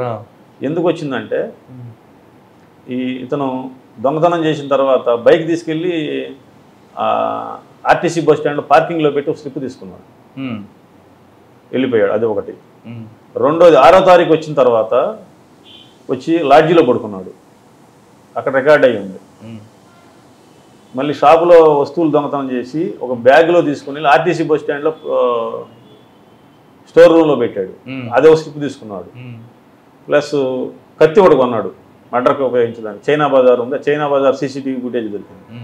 పెట్రోల్ బంక్లో కొన్నాడు, అక్కడ వీడియో ఫుటేజ్ వచ్చింది. ఈ వీడియో ఫుటేజీలు cell phones, petrol bunk, China బజార్లో కత్తి కొనేది, పార్కింగ్ ప్లేసు, ప్లస్ ఈ లగేజ్ పెట్టుకునే లగేజ్ కౌంటర్ స్లిప్, ఈ 4 బేస్ చేసుకొని సర్కమ్స్టాన్సెస్. ఐ విట్నెస్లు లేరు ఎవరు. అంటే షాప్లోకి వచ్చి మాట్లాడుతూ ఉండేవాడు, ఇతనికి పరిచయం. అతను ఆ సెల్ ఫోన్ షాప్ ఎవరైతే డిసీజ్ ఉన్నాడో చనిపోయిన వ్యక్తి, ఇతనికి పరిచయం. ఎందుకు ఎలా పరిచయం అంటే ఈ ఆటోలో ఎప్పుడన్నా ఇతను స్త్రీల దగ్గరికి వెళ్తూ ఉంటాడు, వ్యభిచారుల దగ్గరికి అట్లా వెళ్తూ ఉండేవాడు, అందుకని ఆ విధంగా పరిచయం. ఇతని యొక్క అలవాటుని చేసుకొని ఆ రోజు ఇతను వచ్చినప్పుడు వాడు అతని దగ్గర ఒక 50,000 రూపాయలు చూశాడు. అతను లెక్కేసుకొని కౌంటర్లో పెట్టుకుంటున్నాడు. సో ఇతనికి బాగా అవసరం ఉంది. ఇంట్లో చాలామంది ఇతని మీద ఆధారపడి ఉన్నారు, పేద కుటుంబం అక్యూజులు. సో ఒక 50,000 లభిస్తాయి నాకు, ఈరోజు ఇతను ప్లాన్ చేయాలి, చంపేయాలని డిసైడ్ చేసుకొని మధ్యాహ్నం నుంచి ఒక కత్తి కొనుక్కోవడం, సాయంత్రానికి పెట్రోల్ కొనుక్కోవడం. అన్న ఒక మంచి అమ్మాయి ఉందన్న, నేను తీసుకుని వెళ్తాను, తోటలోకి తీసుకెళ్తానని చెప్పడం చేసి దాని ప్లాన్ ప్రకారం తీసుకెళ్ళి కత్తి పెట్టి పొట్టలో పొడిచి. అంటే అక్కడ అమ్మాయి వచ్చిందా? ఇతను ఏం చేస్తారంటే ఇక్కడ రెండో ఒక మంచి పని జరిగింది. ఇక్కడ ఇతను ఒక ఫ్రెండ్తో మాట్లాడుతూ ఉంటాడు, అతను ఆటో డ్రైవరు. అంటే అమ్మాయియే ఆటో డ్రైవర్ అనమాట. అతనికి తెలియదు. అన్న ఎక్కడ ఉండవు నువ్వు అంటాడు. వాడు నేను మంగమూరు రోడ్ తిరుగుతున్నా, ఒంగోలులో చర్చ్ సెంటర్లో తిరుగుతున్నా అని చెప్తూ ఉంటాడు, బస్ స్టాండ్ అని చెప్తూ ఉంటాడు. ఇతను నమ్మించినప్పుడల్లా ఫోన్ చేస్తూ ఉంటాడు అతనికి. అతను ఏదో చెప్తూ ఉంటాడు, అన్న వస్తుందన్న అంటాడు. అతను వెళ్ళి ఆ తిరగంలోనే సడన్గా కత్తి తీసేసి బొడ్లోంచి పొట్టలో పొడి చేస్తాడు. 2-3 బొడ్లు పడంలోనే అది పడిపోతాడు. కొంచెం ఇతనేమో 5'8" అటు ఉంటాడు డిసీజ్డ్, వీడొచ్చి 5 అడుగులే ఉంటాడు. మనకి నమ్మకం కుదరదు. మనం అన్నీ వాడు ఫోన్ వాడాడు, సెల్ ఫోన్లు సీజ్ చేసాం నకరికల్లో, అన్నీ చేసాం. కానీ ఇప్పుడు మీ బోటి వాళ్ళకంటే సమాజం దృష్టిలో 5 అడుగుల వాడిని అంతా ఎటు చంపేశాడు అనేది డౌట్. వాడిని కొంచెం హార్డ్గా ఇంట్రాగేషన్ చేయగా ఈ ఫోన్ ఇన్ఫర్మేషన్ ఉందిగా, వీడు రోజు మర్డర్ జరిగినప్పుడు మాట్లాడాడు, మర్డర్ జరిగిన తర్వాత ఒక ఫోన్ నెంబర్తో మాట్లాడుతున్నాడు. ఆ నెంబర్ చూస్తే ఒక ఆటో డ్రైవర్, ఏళ్ళ ఊరు అతనిదే, వాడు కూడా కలిసి ఇద్దరం కలిసి చేసాం సార్ అన్నాడు. వాడిని కూడా ఫిక్సప్ చేశాడా? వాడిని కూడా ఫిక్సప్ చేశాడు. మేము కూడా దాదాపు ఆల్మోస్ట్ వాళ్ళు వాడిని ఎంత హార్డ్గా చేసినా వాడు కూడా ఉన్నాడు సార్ అని చెప్తున్నాడు. ఆ సమయంలో మేము కూడా ఇద్దరిని ఫిక్స్ చేసుకున్నాం. ఎట్లా వాడు మనకి లొకేషన్ చూస్తే 2 దగ్గర వస్తాయి. ఒంగోలు పట్టణంలో, చిన్న పట్టణం అది. వాడు ఎట్లా మంగమూరు రోడ్లో ఈ ప్రదేశానికి దగ్గరగా కూడా ఆటో వచ్చి వెళ్ళిపోతూ ఉంటాడు వాడు, వాళ్ళ యొక్క గిరాకీని బట్టి. సో దాదాపుగా వాడిని కూడా ఫిక్స్ చేసుకున్నాం, ఇద్దరు ఈ మర్డర్ చేసింది ఇద్దరు అని. నాకు ఒక మంచి అలవాటు అనుకుంటున్నాను, అది ఉంటుంది. మార్నింగ్ 5కి 4:35 ఎప్పుడైనా లెగుస్తూ ఉంటాను. జనరల్గా 5కి లెగుస్తాను. ఒకసారి కాస్త ఒక 15 నిమిషాలు మెడిటేషను అది జరుగుతూ ఉంటుంది. అప్పుడు ఆలోచించాను, కొంచెం ఏదో తప్పు జరుగుతుంది అనుకున్నట్టు అనిపించింది, మనసుకు అనిపించింది. అంటే నేను 100% కూడా అనుకోలేదు. ఒకసారి మళ్ళీ వీడిని అంటే ఆ రోజు చూపించాలి ఇంక అరెస్ట్ అంతా, పిక్చర్ అంతా అయిపోయింది, రికార్డ్స్ అంతా తీసుకున్నాం, ఎవిడెన్స్ అంతా తీసుకున్నాం. వాడిని మద్దిపాడు పోలీస్ స్టేషన్లో పెట్టుకున్నాం. మార్నింగ్ ఆలోచిస్తే ఏదో కొంచెం తేడాగా అనిపిస్తుంది. వీడు వాడిని చూస్తున్నాడు, వాడేమో నాకు తెలియదు అంటున్నాడు, కానీ ఫోన్లో ఏమో ఇద్దరు మాట్లాడుకున్నట్టుంది. ఒక్కసారి ఫైనల్గా మళ్ళీ వెరిఫై చేసుకుందామని మార్నింగ్ అట్లానే 6:30కి వెహికల్ పిలిపించుకొని డైరెక్ట్గా పోలీస్ స్టేషన్కి వెళ్ళాను. నిజం చెప్పు, ఏం జరిగింది? నువ్వు చెప్తే నీకు కూడా ఏదైనా సాయం చేయడానికి ఉంటుందని మా జనరల్ కొంచెం మోసం చేస్తాం వాళ్ళని, నిజం చెప్తే మీకు సాయం చేస్తామని. దాంట్లో చెప్తే సార్ మీరు ఎంతసేపటికి నువ్వుగా ఇంకెవరు ఉండవు, నువ్వు ఒకటే చేసావా ఇంకెవరిని ఉండారా, నువ్వు ఒకటే చేసావా అంటే మా స్టాఫ్లో కూడా మేము కూడా అడుగుతూ ఉంటాం, అంటే వాడి పర్సన్ చూసి. అందుకని నేను వాడి మేము చెప్పాను సార్, వాడు కూడా ఉంటే తోడుగా ఉంటుంది, వాడికి కొంచెం డబ్బులు గల్లాడు, వాడి ఇద్దరికి కలిసి బెయిల్ తీసుకోవచ్చు. డబ్బులు అంటే మీరు వీడికన్నా కొంచెం ఫైనాన్షియల్, వాడు ఆటో డ్రైవరే, సేమ్ విలేజే అని చెప్పి వాడి మీద కూడా చెప్పాను సార్. వాడిలో అయితే యాక్చువల్గా లేడు అన్నాడు. ఒకసారి ఊపిరి పీల్చుకున్నాను, ఎందుకంటే మర్డర్ కేసు. ఏదైనా చిన్న చిన్న కొట్లాట కేసులు మనకి ఎవిడెన్స్లో అబద్ధాలు చెప్పినా అది ఏదైనా ఒకసారి పొరపాట్లు జరిగి ఉండొచ్చాము. అది ఒక మర్డర్ కేసు అంటే దాదాపు ఒక 3 నెలలు 4 నెలలు 5 నెలలు బెయిల్ రాకపోవచ్చు. ఒక లైఫ్ ఒక జీవితం అంతా క్లోజ్ అయిపోయింది అది. సో మళ్ళీ ఎస్పీ గారి దగ్గరికి వెళ్ళి సార్ ఇట్లా జరిగింది సార్ అంటే, సరే యాజ్ ఇట్ ఈజ్ మెరిట్స్ ప్రకారం కానీ ఉన్నారు. ఎవరండి ఎస్పీ గారు? త్రివిక్రమ్ వర్మ గారు. As per merits Murali go head అని ప్రెస్ మీట్ పెట్టాము. ఇదే డౌట్ మీడియా వాళ్ళకి కూడా, ఇతనే చేసి ఉంటాడా అని. సో అంటే జనరల్గా మాకు వచ్చిన డౌట్ వాళ్ళకి కూడా వచ్చింది. సరే ఎక్స్ప్లెయిన్ చేసి చెప్పాము, సరే సాటిస్ఫై అయింది. ఇక్కడ ఈ కేసు కన్విక్షన్ ఎందుకు అయిందని అంటే, ఆ షాప్కి వచ్చినప్పుడు చూసిన ఐ విట్నెస్లు ఉన్నారు. అంటే వచ్చినట్టు మర్డర్ చేసినప్పుడు కాదు, ఇతను షాప్కి వచ్చి మాట్లాడటం, సాయంత్రం ఇతను హడావుడిగా ఆటో ఎక్కి వెళ్ళడం, ఇంతవరకు చూశారు. ఇంతవరకు మేము సెక్యూర్ చేసుకున్నాము వాళ్ళని. తర్వాత ఎంత సర్కమ్స్టాన్సెస్ ఏదైతే మనకు వీడియో ఫుటేజ్ లభించింది అంటే, ఇప్పుడు ఎంత కీలకమో చూడండి. ఇప్పుడు కెమెరాలు గవర్నమెంట్ కూడా ఆల్మోస్ట్ ఆల్ షాప్స్ వాళ్ళని కానీ గవర్నమెంట్ తరఫున కూడా కానీ మేము కూడా రిక్వెస్ట్ చేసి చాలా అందరి చేత కెమెరాలు పెట్టిస్తున్నాం. అప్పుడు ఉన్నాయి కెమెరాలు, ఉండటి లభ్యమైన పెట్రోల్ బంకులో ఉన్న కెమెరా, చైనా బజార్లో ఉన్న కెమెరా, ఈ స్లిప్స్, అంటే ఎవిడెన్స్ అనేది ఎంత ప్రాముఖ్యత సంతరించుకుంటుంది అన్నీ పెట్టుకొని మేము చెప్పటం, సాక్షుల చేత చెప్పించడం. అంటే నేను ఎవిడెన్స్ ఆ రోజు కేసు ఇన్వెస్టిగేషన్ చేశాను, ఛార్జ్షీట్ వేసుకున్నాను, వచ్చేసాను. తర్వాత కోర్టు స్టాఫ్ ఉంటారు, వాళ్ళు కూడా ఇంట్రెస్ట్గా ఎస్పీ గారు ఇప్పుడు అందరూ కూడా కోర్టు స్టాఫ్తో కోర్టు మానిటరింగ్ సిస్టమ్ అని ఒకటి పెట్టుకొని జాగ్రత్తగా చేపిస్తున్నారు. కంటెస్ట్ కేసులు అన్నింటిలో కూడా జాగ్రత్తగా వాళ్ళ చేత ఎవిడెన్స్ చెప్పిట్టు. ఆ పీపీ గారు, ఈ 3 చైన్ లింక్ ఇది, పోలీసు, కోర్టు స్టాఫ్, పీపీ గారు ప్రాసిక్యూషన్. ఇప్పుడు మేమిద్దరం ప్రాసిక్యూషన్ పోలీసు గట్టిగా ఉండి సాక్షులు కానీ కేసు పెట్టిన ఎవరైతే కంప్లైంట్స్ ఉన్నారో వాళ్ళు కూడా సరిగ్గా లేకపోతే మళ్ళీ కష్టం అవుతుంది. సో ఈ ముగ్గురు కలిస్తే కనుక 100% కేసులు కన్విక్షన్ అవుతాయి. దీనికి లైఫ్ కన్విక్షన్ వచ్చింది. దానికి సంబంధించి ఒక ప్రశంసాపత్రం కూడా మన దామోదర ఎస్పీ గారు ఉన్నప్పుడు కూడా ఇవ్వడం జరిగింది. ఓకే, ఇప్పుడు ఎక్కడున్నాడంటే జైల్లోనే ఉన్నాడా? Nellore jail, Nellore central jail. Sir ఇంకోటి మీ సర్వీస్లో double murder case, 4 double murder కేసుల్ని డిటెక్ట్ చేశాను. అది ఒక నాకు కొంచెం గొప్పగా కూడా ఉంటుంది. యాక్చువల్గా ఫీల్ కూడా నాకు కొంచెం అంటే ప్రౌడ్గా ఉంటుంది. ప్లస్ మనం సక్సెస్ అయ్యాం. పోలీస్ మీద జనరల్గా పబ్లిక్ ఒపీనియన్ ఎలా ఉంటుందంటే, ఇతను ఏదైనా సాధించాలనుకుంటారు వాళ్ళు. సాధిస్తాడని కాకపోయినా ఈ పోలీస్ అంటే ఏదైనా ఛేదించాలి. నా దగ్గర దొంగతనం జరిగింది పట్టుకురావాలి, గొడవ జరగకూడదు, ట్రాఫిక్ క్లియర్గా ఉండాలి, మర్డర్ జరిగింది పట్టుకొని రావాలి, అట్లా కొంచెం. లేదా ఏదైనా సమస్య వచ్చింది ఊళ్ళోనే, ఇతను ఎలా పరిష్కరిస్తారని 100 కళ్ళు చూస్తూ ఉంటాయి మా తల్లే. అది కొంచెం ఛాలెంజింగ్ జాబ్ అది. ఇది నేను ఇంటెలిజెన్స్ నుంచి వచ్చిన తర్వాత నాకు ఒంగోలులో దిశ పోలీస్ స్టేషన్ వేశారు. సరే ఏ ఉద్యోగం వేసినా కానీ డెడికేషన్గా ఆఫీసర్స్ దగ్గర మాట పడకుండా చేసుకోవడం అనేది నా యొక్క లక్షణం. సో అది 2 months చేశాను. ఉన్నంతలో సాటిస్ఫై చేశాను. సడన్గా ట్రాన్స్ఫర్ చేశారు. So various reasons. సో మళ్ళీ విఆర్కి వెళ్ళాను గుంటూరు. అయితే పిల్లలు అక్కడ ఒంగోలులో చదువుకుంటూ ఉంటారు.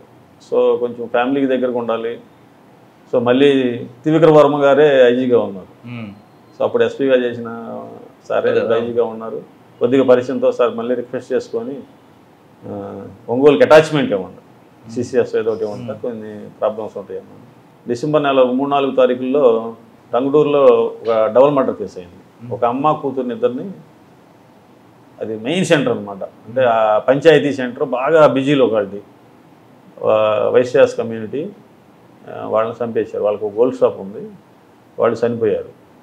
కొంచెం సెన్సేషనల్గానే ఉంది. దానికి ముందు నవంబర్ నెలలో పూసపాడు అని ఇంకోళ్ళు మండలంలో అక్కడ ఒక డబుల్ మర్డర్ అయింది. అప్పుడు మల్లికా గర్గ్ గారు ఎస్పీ గారు మేడం గారు, ఆమె మేడం గారు కూడా పోస్టింగ్ అది. కొంచెం ఎస్పీస్ కూడా ఒక గదర ఉంటుంది మేడం ఎవరికైనా కానీ. ఒక డబుల్ మర్డర్స్ ఒకే జిల్లాలో 2 అయినాయి. అవి మర్డర్ ఫర్ గెయిన్స్ అంటే ప్రాపర్టీ కూడా పోయింది అక్కడ.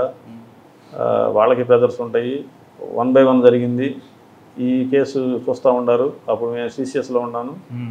అందరినీ చర్చ్ పార్టీస్ పెట్టి మొత్తం టౌన్ అంతా కూడా అందరం పిలిపించారు. జిల్లాలో అందరూ సిఐలు, ఎస్ఐలు, స్టాఫ్, స్పెషల్ పార్టీ అందరం పిలిపించి మొత్తం వెతుకుతూ ఉన్నాము. క్లూస్ దొరకట్లేదు. అంటే నేను కొంచెం లేట్గా దాంట్లో జాయిన్ అయ్యాను. ఆ ఇన్వెస్టిగేషన్లో నేనేం పెద్దగా అంటే మనకేం చెప్పలేదు.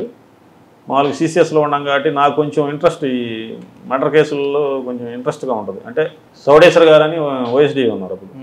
మార్కాపూర్ ఓఎస్డీ గారికి సిట్ ఒకటి పెట్టి ఇన్ఛార్జ్ పెట్టారు.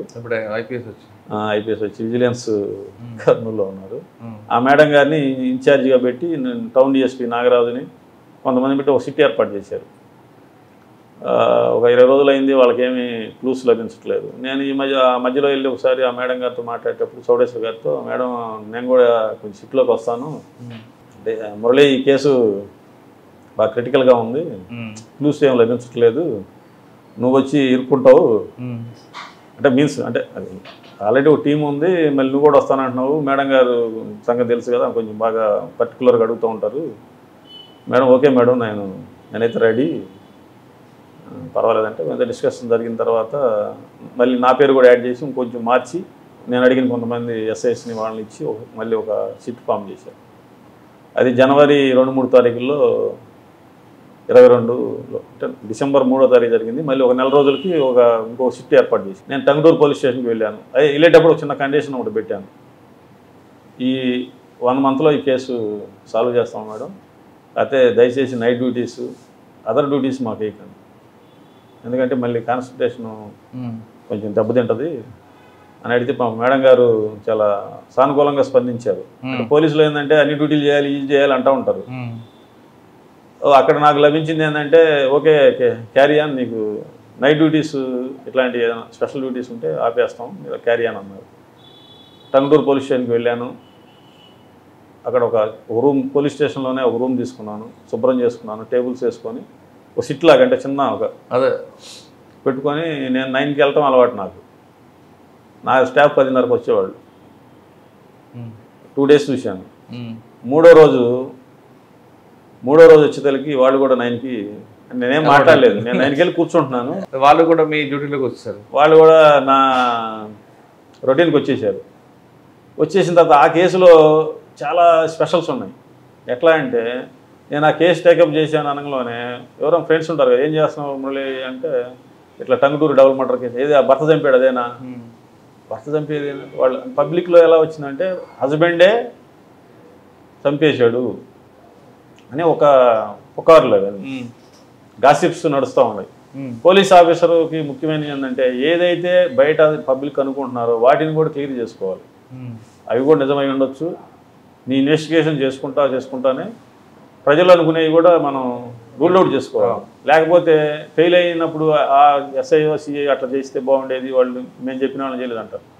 సో మొట్టమొదటి నా టార్గెట్ ఏంది, హస్బెండ్.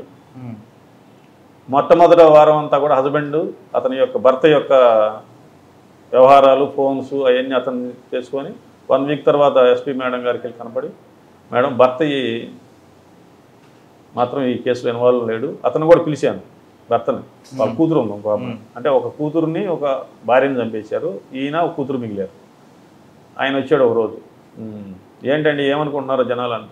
అదే సార్ మా అమ్మాయి కూడా డౌట్ పడుతుంది సార్, నేనే చంపాను అనుకుంటున్నారా. ఒక 1 week తర్వాత పిలిచి మీరు ఈ మర్డర్ చేయలేదని చెప్పాను. వీళ్ళు పట్టుకోపోయినా ముందు నన్ను చేయలేదని చెప్పారని ఆయన చాలా కళ్ళం నీళ్ళు పెట్టుకున్నాడు. సో అంతవాడికి సక్సెస్ అయ్యాం. అంటే ఫస్ట్ వారం భర్తని ఎలిమినేట్ చేసి, దీంట్లో ఇంకో ట్విస్ట్ ఏంటంటే మరిదిమేన అంటే వాళ్ళ చిన్న అన్నదమ్ములు ఇద్దరు, చిన్న ప్రాపర్టీ డిస్ప్యూట్స్ అంటే మరీ మేజర్ డిస్ప్యూట్స్ కాదు, పంచుకునే కాడ చిన్న ఇష్యూస్ ఉన్నాయి.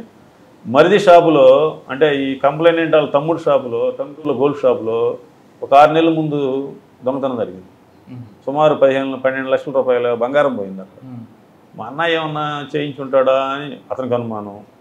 అది బంగారం షాప్ దొంగతనం జరిగిందని చెప్పి మేమేం చేయించామని ఇతనేమో చేశాడా అని వాళ్ళకు అనుమానం. టౌన్లో కూడా కొంచెం నడుస్తూ ఉంది ఇది కూడా, టంగుటూరులో. అది కూడా 1 weekలో వాళ్ళు కూడా ఇన్వాల్వ్మెంట్ లేదని రూల్ అవుట్ చేసుకున్నాం. సో 1 monthలో 15 days అయిపోయింది target. So so next 15 days దాదాపుగా ఒక 5 lakhs కాల్స్ లిస్టు తీసి పెట్టారు అప్పటికే. అంతకుముందు వర్క్ జరిగిందంతా. అంటే ఆ ఏరియాలో ఆ 2-3 తారీఖుల్లో ఎవరెవరు వచ్చారు, ఎవరెవరు ఆ యొక్క టవర్ కింద ఉండారనేది తీస్తే సుమారు 5 లక్షల కాల్స్ వచ్చింది. వీటి మీద స్పెషల్ పార్టీలు పెట్టి ఆ ఏరియాకి వచ్చిన వాళ్ళందరితో కూడా మాట్లాడించుకుంటూ అట్లా చేస్తూ ఉన్నారు వాళ్ళు. నేను నా టీంలో నాయబ్ రసూల్ అని టంగుటూరు ఎస్ఐ, ఆయన కొంచెం ఐటీ కోర్ చేసి ఈ సిడిఆర్స్ మీద వాటి మీద కొంచెం అవగాహన ఉంది. నాగరాజు అని ఇప్పుడు బలికొరవ ఎస్ఐ చేస్తున్నాడు అతను. వాళ్ళు నా టీం పెట్టుకున్నాను, ఎందుకంటే మన మైండ్ సెట్కి దగ్గరగా ఉండేవాళ్ళు, వర్క్ మైండెడ్ ఉండేవాళ్ళు అని.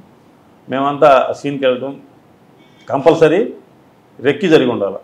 మర్డర్ జరగాలంటే property body of murder for gain అంటే ఏదో బంగారం కోసం వచ్చారు, బంగారం కొంత పోయింది, గాజులు అవి పోయినాయి. సో ఆ ఇంటిని ఐడెంటిఫై చేసుకోవడం కోసం వచ్చి ఉంటారు. కాబట్టి 2వ తారీఖు వచ్చిన వాళ్ళని, 3వ తారీఖు వచ్చిన వాళ్ళని అట్లా కాల్స్ అన్ని అనాలిసిస్ చేసుకుంటూ వస్తున్నాము. తీసుకొని ఉండొచ్చు దీంట్లో, ఎందుకంటే వాళ్ళు తెలివి మీరిపోతున్నారు. సో అట్లా కొత్తగా సిమ్ యాక్టివేట్ అయినవి ఇట్లాంటి క్వశ్చన్స్ వేసుకుంటాం మేము. అంటే సీన్ ఆఫ్ అఫెన్స్లో ఉదయం సాయంత్రం 8ంటికి మర్డర్ జరిగింది, సో సాయంత్రం 5ంటికి వచ్చి ఉంటారా, ఉదయం వచ్చి రెక్కి చేశారా, ఇట్లా అప్పుడు వచ్చి ఇప్పుడు లేని వాళ్ళు. అంటే నేరం జరిగిన తర్వాత మళ్ళీ వాడు సీన్ ఆఫ్ అఫెన్స్కి రాడు. సో 2వ తారీఖు 3వ తారీఖు వచ్చి ఆ తర్వాత లేని వాళ్ళ నెంబర్లని ఇట్లా వేరియస్ యాంగిల్స్లో అన్నీ చేసుకుంటా వచ్చి ఈ కొత్త సిమ్ది కూడా వచ్చింది. కొత్త సిమ్ది వచ్చినప్పుడు ఒక సిమ్ము 2వ తారీఖు యాక్టివేట్ అయింది. 2, 3 పనిచేసిద్ది, తర్వాత ఉండదు అది. ఆ 2వ తారీఖు యాక్టివ్ అయిన సిమ్కి కాల్ డీటెయిల్స్ అవి పెట్టి సిడిఆర్స్ పెడితే ఒక ఐఎంఈ నెంబర్ వచ్చింది. ఆ ఐఎంఈ నెంబర్ ప్రకారం నెంబర్ తీస్తే ఒక అడ్రస్ వచ్చింది, అది కందుకూరు అడ్రస్. ఒక అబ్బాయిది వచ్చింది. సో మాకు అర్థమైంది ఏంది, ఒక పాత నెంబర్ ఫోన్, ఒక పాత నెంబర్ వాడే ఫోన్లో ఆ నెంబర్ తీసేసి కొత్త సిమ్ము ఒకటి వాడటం జరిగింది. ఆ సిమ్ము వాడి మర్డర్కి ఉపయోగించుకొని తీసేసి మళ్ళీ యథావిధిగా మళ్ళీ మామూలు నెంబర్ వాడుకుంటున్నారు. అతను విచారించడం అతను ఎంక్వైరీ చేసుకున్నాం, డైరెక్ట్గా అప్రోచ్ కాలేదు. వాళ్ళ ఫాదర్ మీద 7-8 కేసులు ఉన్నాయి. అయితే మర్డర్ కేసులు లేవు, బాడీ అఫెన్స్లు కాకుండా ఓన్లీ ప్రాపర్టీ అఫెన్స్లు, అంటే ఇల్లు బ్రేక్ చేయటం, కిటికీ పగలగొట్టి దొంగతనాలు చేయటం, అట్లాంటివి 7-8 కేసులు ఉన్నాయి. అతను రెగ్యులర్గా మాట్లాడే నెంబర్ని 2 నెంబర్లను ఐడెంటిఫై చేసుకొని వాళ్ళని పట్టుకోవడం జరిగింది. పట్టుకున్న తర్వాత వాళ్ళు చెప్పిన ఇంటి ఇస్తుపోయాము మేము. శివకుర్తిలో ఒక డబుల్ మర్డర్ కేసు జరిగింది. అది ఇప్పుడు 2018లో 2018లో జరిగిన మర్డర్ కేసులో ఇతను ఇన్వాల్వ్ అయి ఉన్నాడు. ప్లస్ శివకుర్తిలో 2 రాబరీస్ జరిగింది, తలకాయ పగలగొట్టి లాక్కి వెళ్ళిన కేసులు. తర్వాత ఈ గోల్డ్ షాప్ ఏదైతే బ్రదర్స్ది గోల్డ్ షాప్ అయిందో ఆ గోల్డ్ షాప్ కూడా వీళ్ళే దొంగతనం చేశారు. ప్లస్ ఒంగోలు టౌన్లో ఒక ఇంట్లో దాదాపు 5-6 కేజీలు వెండి కొట్టేశారు. అంటే ఈ ఒక కేసులో మేము 6 కేసుల్ని బ్రేక్ చేసాం. ఎస్పీ గారు కూడా పాపం చాలా ఆనందపడ్డారు, మేడం గారు చాలా ఎందుకంటే అసలు వీళ్ళిద్దరు చెప్పాడు. ఇతనికి ఈ అక్కల శివకోట వేశారు, అతని పేరు అక్కల శివకోట అని, కందుకూరు నేటివ్. ఇతను బేసికల్గా వడ్రంగి పని చేసుకుంటూ ఉండేవాడు. ఇతను చెడు సవాసాలు ఇవన్నీ కూడా అలవాటు పడి దొంగతనాలు అలవాటు పడ్డాడు. 2017లో ఇతను అత్తగారి ఊరు చేమకుర్తి వచ్చి వైశ్యాస్ని టార్గెట్ చేసుకుంటాడు ఇతను. ఎందుకంటే ఒంటరిగా ఉంటారు వీళ్ళు, తక్కువ మంది ఉంటారు, ఒంటరిగా ఉంటారు. ఒక పగలు 11 గంటలకి వాళ్ళ ఇంట్లో ఎవరు లేని సమయంలో వెళ్ళి ఒక లేడీ అప్పుడే స్నానం చేసి వచ్చి కొంచెం అంతా రెడీ అవుతూ ఉంటే ఆమెని ముసలామని తలకాయ మీద రాడ్ పెట్టి కొడతాడు. తలకాయ మీద రాడ్ పెట్టి కొట్టి చైన్ లాక్కుని వెళ్తాడు. తర్వాత వైశ్యాస్ కమ్యూనిటీ టార్గెట్ చేసి శివకుర్తిలో 2 టార్గెట్ చేశాడు. టార్గెట్ చేసి 2 చైన్లు తీసుకొని వెళ్ళిపోయాడు. వాళ్ళు కూడా ప్రాణాపాయ స్థితికి వెళ్ళిపోయారు. అంటే దాదాపు చనిపోయేదాకా వెళ్ళి బతికొచ్చారు వాళ్ళు. అంటే అంత బలంగా కొడతాడు అతను. తర్వాత ఇంట్లో ఎందుకు జరిగిందండి ఇది? గోల్డ్ షాప్ ఉంది వీళ్ళకి. టార్గెట్ ఏంటంటే తక్కువ సమయంలో ఎక్కువ సంపాదించుకోవాలా, బంగారం ఉంటుంది, గోల్డ్ షాప్ కాబట్టి వీళ్ళకి ఇంట్లో కంపల్సరీ బంగారం ఉంటుందని టార్గెట్ చేసుకొని అతను వాళ్ళ హస్బెండ్ గోల్డ్ షాప్కి వెళ్ళటం అంతా రెక్కీ చేసుకొని గోల్డ్ షాప్లో ఉన్నాడో చూసుకొని ఆ ఇంటికి వెళ్ళి వాళ్ళ మీద అటాక్ చేస్తాడు. పెప్పర్ స్ప్రే కొడతారు. పెప్పర్ స్ప్రే కొట్టి వాళ్ళు కళ్ళు ఎడబెట్టడంలోనే ముందు అమ్మాయిని పొడి చేస్తారు, విచక్షణ రహితంగా కొడుతారు. అమ్మాయి ఏం చేసింది అది చూసింది అందుక ఇంట్లో ఉంది కాబట్టి. తర్వాత అమ్మ వస్తుంది, అమ్మని పొడి చేస్తారు. వాళ్ళ దగ్గర పెద్ద ఎక్కువ కూడా ఏం దొరకవు. ఆ రోజు 4 గాజులు చైన్ ఒకటి దొరుకుతుంది. ఆ యొక్క పడవటం అనేది ఎలా ఉందంటే ఏదో సెక్సువల్ జెలసీ కోసం చేసింది ఏమని చెప్పి అంటే డైవర్ట్ అయ్యారు. అంటే పోస్టులో ఉండే ఆఫీసర్స్ కూడా కొంత ఏమైందంటే ఇది వేరే ఏమైనా కారణాలు ఉండి ఉంటాయి అని. ఎందుకంటే మామూలుగా ఏదైనా ప్రాపర్టీ ఆఫీస్ అంటే ఏదో గొంతు కోసారు, మళ్ళీ ఏదో ఒక కోటు పొడుస్తారు, గొంతు కోస్తారు. వీళ్ళు 15-16 కోట్లు పొడిచాడు ఒక మనిషికి. అంటే అంత కొత్త అతను అంటే ఈ రామకోట ఎంగేజ్ చేసిన అతను కొత్త ముద్దాయి అనమాట. వాడికి తెలియదు మర్డర్ చేయాలని కాదండి, వాడికి కొత్తదనం కాబట్టి ఏదో ఆవేశంలో మనిషి ఇన్ని పోట్లు పొడుస్తూనే చచ్చిపోతారు కావాలనుకొని పొడిచాడు వాడు. అవి రెండు అది మెయిన్ కారణం. అది దాంతోపాటు ఈ చేమకుర్తి డబల్ మర్డర్ కేసులో ఒక ట్విస్ట్ ఏంటంటే వీళ్ళు చనిపోయిన దానికి ఒక పారిశ్రామికవేత్త కారణం అని చెప్పి అప్పుడు గోలు పెట్టారు. వాళ్ళకి ఏదో చిన్న ల్యాండ్ డిస్ప్యూట్ ఉంది, దాని మీద నడుస్తూనే ఉంది. అది ఆయన గ్రానైట్ వ్యాపారి, ఆయన మీద నడుస్తూ ఉండేది. ఆయన కాదని ఎవిడెన్స్ దొరక్క మేము పట్టుకునేదాకా కూడా అది అతని మీద అపవాదు నడుస్తూనే ఉంది. ఇతనని తేలిన తర్వాత అది ఆయన బయటపడ్డాడు. ఆ కేసులో కూడా సార్ మీరు తల్లి కూతురు డబుల్ మర్డర్ కేసులో ఆంట పట్టుకుంటే ఇవి వచ్చాయి, కానీ ఇంకొక డబుల్ మర్డర్ కేసు జరిగింది కదా పోతవరంలో 2015లో డబుల్ మర్డర్ కేసు జరిగింది. అది వచ్చేసి అది కాదు ఎస్పీ మేడం ఉన్న టైంలో 4 మర్డర్లు జరిగాయి. రెండిట్లో మీరు సిట్లో ఉన్నారు, మరో 2 ఆ రెండుది అది వచ్చి ఇంకోళ్ళు మండలం పూసపాడు గ్రామంలో కూడా వాళ్ళు కూడా ఊరు బయటలో ఉంటారు కొంచెం. అంటే అక్కడ ఎవరు మేల్ ఫీమేలా? మేల్ భార్యాభర్తలు ఇద్దరు, వాళ్ళిద్దరు భార్యాభర్తలని వాళ్ళిద్దరే ఉంటారు. వాళ్ళని చంపేశారు. అది జరిగిన తర్వాత 1 మంత్ లోపు ఇది జరిగింది టంగుటూరుకి. అందరూ ఏమనుకున్నారంటే మహారాష్ట్ర గ్యాంగ్స్ కానీ పార్జీ గ్యాంగ్స్ కానీ ఏమైనా వచ్చినాయి అని చెప్పి పాపం ఆ కోణంలో కూడా విచారించారు. ఇది సక్సెస్ అయిన తర్వాత అంటే వాళ్ళు రాలేదని మేము రూల్ అవుట్ చేసుకున్నాం. అంటే ఆ గ్యాంగ్స్ ప్రమేయం లేదన్న తర్వాత మేము లోకల్గా వెరిఫై చేసుకోవడం, ఈ కాల్స్ ఏం చేసుకుని ఇది అయిపోయింది. పోస్ట్పార్టం ఏంటంటే నేను అక్కడి నుంచి మళ్ళీ వెళ్ళిపోయాను. అంటే ఆ సిట్ అయిపోయింది, నాకు నా టైం అయిపోయింది ప్రకాశంలో. మళ్ళీ మార్చి నెలలో నన్ను మళ్ళీ విఆర్ పెట్టి బాపట్లకి వేయలేదు. బాపట్ల 4వ నెలలో జిల్లాలు ఫామ్ అయింది. 22 ఏప్రిల్ 4 జిల్లాలు ఏపీలో ఫామ్స్ అయింది. బాపట్ల జిల్లా ఏర్పడింది. మళ్ళీ విఆర్ పెట్టారు 1 నెల. మేలో నాకు బాపట్ల జిల్లాకి అటాచ్ చేశారు. కానీ ఆ కేసు ఉండిపోయింది అలా? ఆ కేసు అట్లానే ఉండిపోయింది. అది ఇక దాన్ని ఇది డిటెక్ట్ అయిన తర్వాత అది అట్లానే ఉండింది. ఇప్పుడు కాదు. ఆ వకుల్ జిందాల్ గారు అని అక్కడ బాపట్ల ఎస్పీగా వచ్చారు. వారు మల్లికా గారు ఆ మేడం గారు మురళి కొంచెం ఇన్వెస్టిగేషన్ అది బాగానే చేస్తారు, ఇట్లా మా దగ్గర డబుల్ మర్డర్ కేసు కూడా రేటింగ్ చేశారు. ఆయన కూడా టీంలో ముఖ్యమైన మెంబర్ అది అని చెప్పడం జరిగింది. సార్ కూడా ఉండి మురళి ఈ డబుల్ మర్డర్ కేసు కూడా ఒకసారి చూడయ్యా అన్నారు. సరే మనకి అల్టిమేట్గా నాకు ఈ ఇంట్రెస్టింగ్ సబ్జెక్ట్స్ అవి తీసుకోవడం జరిగింది.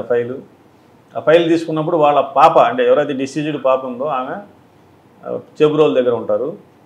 అక్కడ మునిపల్లి దగ్గర ఉండే ఒక అతనితో ఆమెకి అది illegal affairs something illegal affairs కానీ ఏదో మొత్తానికి ఆమె రిలేషన్షిప్లో ఉంది.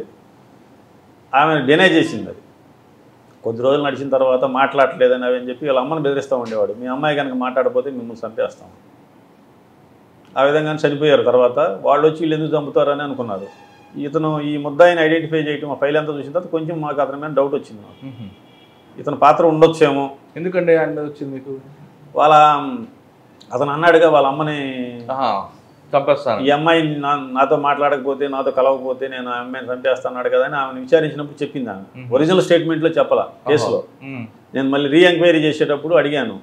అదే రిపీట్గా అడుగుతుంటే చెప్పుంటుంది. మళ్ళీ నేను అందరిని పిలిపించాను, ఆ విట్నెస్లను పిలిపించి ఏందమ్మా ఏం జరిగింది నిజం చెప్తేనమ్మా ఏదన్నా తెలిసేది, మాకు ఎట్లా తెలుస్తుంది ఏదన్నా మీరు ఏదో ఒకటి చెప్పాలంటే ఇట్లా అనుమానం ఉంది సార్ నాకు కూడా, వాడు అంటా ఉండేవాడు అన్నా.